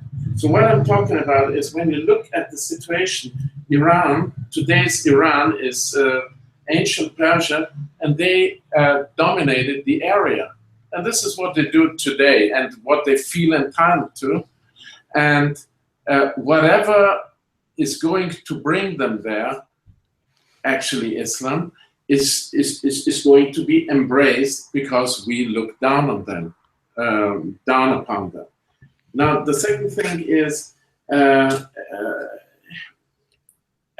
because of this Shiite revolution, we were led to believe that Shiites are our enemies and Sunnis are the good guys. I fell for this for quite some time too, until at the age of 24 I went to Algeria, and was my second posting in the Greek Foreign Service at this time. And I saw firsthand that actually, because I also started reading, we had no internet back then, talking about 1988. So the thing is, actually, the Shiites are not even closely as violent and primitive, because they are Persians, mostly Persians, as the Sunni Wahhabis or whatever, you name it. Yeah? because they are more or less some culturalist farmers who either by force or by choice embraced Islam as a tool. Now, America is siding with the Saudis because they brought them more or less in power. That's the only country in the world that has the name of its ruler. There's no other country on this planet that has the name of its ruler, because it's the family of Ibn Saud. Saudi Arabia never existed. There has never been anything before it that Saudi Arabia can build upon. We decided, we the Brits before, who messed up everything. The Brits messed up everything in the Middle East. Yeah. They used to be pirates before, and they were criminals afterwards. But the thing is, there was nothing they could build on.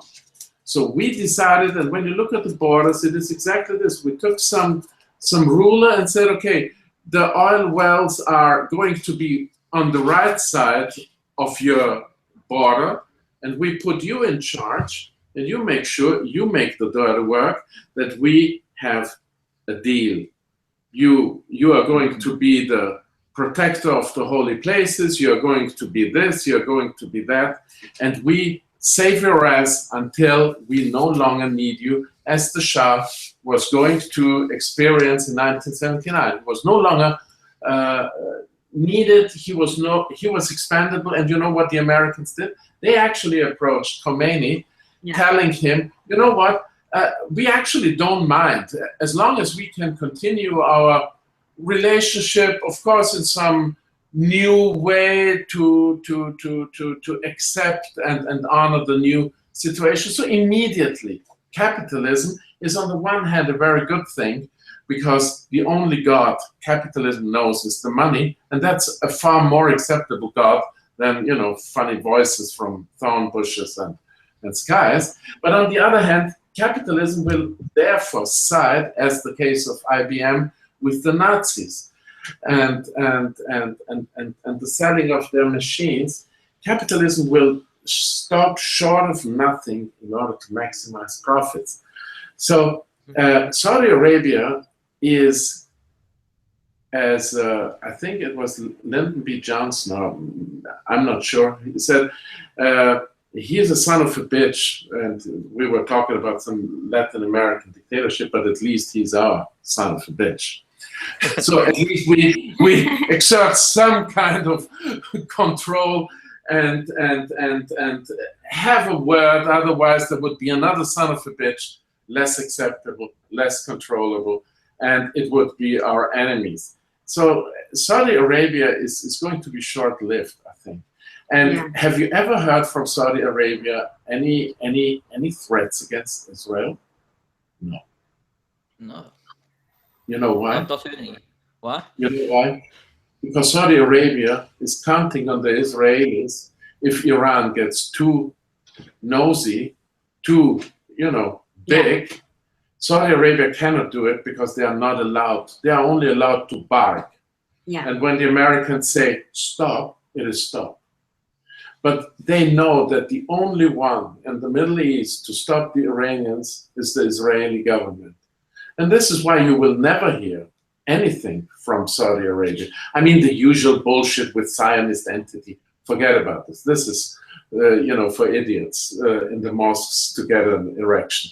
But you never hear any substantial threat like wiping away, wiping off, doing away, wiping off, as those clowns of Hamas do, you know? Hezbollah has made it very clear where they are headed to, but Saudi Arabia has never done it. Actually, they were so angry when the Americans pushed forward with the deal. Because they felt, and they still feel, left behind, and they have seen this with the Lebanese, they have seen this with the Iranians before, and they have seen this in other places. It was Mobutu Sayere that was more or less trashed. It was Noriega in Panama, who he received a training in Fort Bragg. He was a special forces trainee. He even learned enhanced interrogation techniques, as we call it now. It used to be called torture. But all of a sudden, we didn't need Noriega anymore. We sent the Marines and the Navy SEALs and arrested him, and now he is 25 stores beneath the surface of this planet in a super high max, because nobody needs him to talk. You know what I mean? Yeah. Saudi Arabia is going to be as expandable, and you see it from the moment when America under Obama started with fracking. All of a sudden, American political influence in the area more or less disappeared. Yeah. And you know, the one thing I wanted to add about Iran is that, you know, this whole thing about the Great Persian, this the difference between Shia and Sunni, of course, you still see it. But the thing with the Iranian regime is that, you know, one thing I have personally noticed is the way they behave is no different than the Sunni groups in terms of their behavior. You know, I would expect Shia movements to be more liberal in that sense, but their behavior is the same. And this is what happens when Islam takes, well, it is political, but you know, when they're given that power, this is exactly what happens. It's the same state, whether it's Iran or another country. The moment Islam is in power, there's trouble, basically. Yeah. You just look at the Sunni of a Shia of a Sunni. It does not end nice and merry. Like, absolutely not. I mean, you know what? In general, yeah, in terms of philosophy and history, yeah, it's more, quote, secular, but at the end of the day, they're all bullshit. You know, like you still have also, it's sectarianism. It's sectarianism. Yeah, both sides who just want to kill each other and want to make sure that the rest of us die too. Yeah, you know? it's always about like some sectarian warfare over who's the best, who was the successor to Muhammad, and it's been like that for centuries. It's only developed more into more like political, and as it has different layers over it, but there's still the same old conflicts that have been going on for centuries.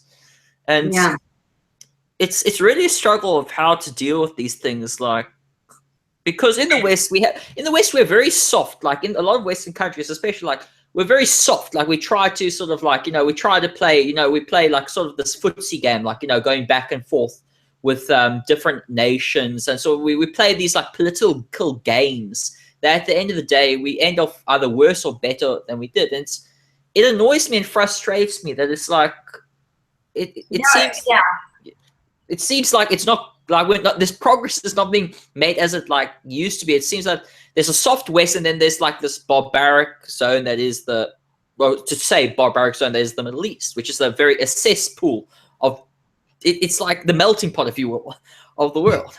It's very volatile. And you know, the thing is, you know, it's about either profits. You have an interest in an area and you want to make sure, you know, you have your says when you get something in return. Mm-hmm. And you're not going to react as long as it does not affect you. Mm-hmm. I mean, as long as your family is not killed, you will sit by and watch your neighbor getting killed. This is the way the West is. They're not going to say anything until it happens on their doorstep. I mean, when look at Germany, they have not systematically and offensively cracked down on extremists in the country. They did not close down the mosques funded by Saudi Arabia. They did not check those people coming. I mean, even if they did check, they didn't do much. What did they do? I mean, they found, oh, okay, some person had some group, a link to a terrorist group, but wow, they didn't do anything about that person, you know? And then you heard about the recent attacks, you know, in Germany. And, you know, it's sad to say this, but I'm not surprised. And I was thinking, I was just waiting for the moment. Because, you know, they had been, they were just soft and, you know, just like, yeah, let them come in. Blah, blah. You know, it's only France that's far away. It's only London. Yeah. what I hate is this apathy, I guess, the apathy towards barbarism. Like, it's like a daily occurrence. Like, it's almost like, for example, I even gave into sort of this apathy of like, I wasn't surprised that there was another attack in Germany or another attack in France.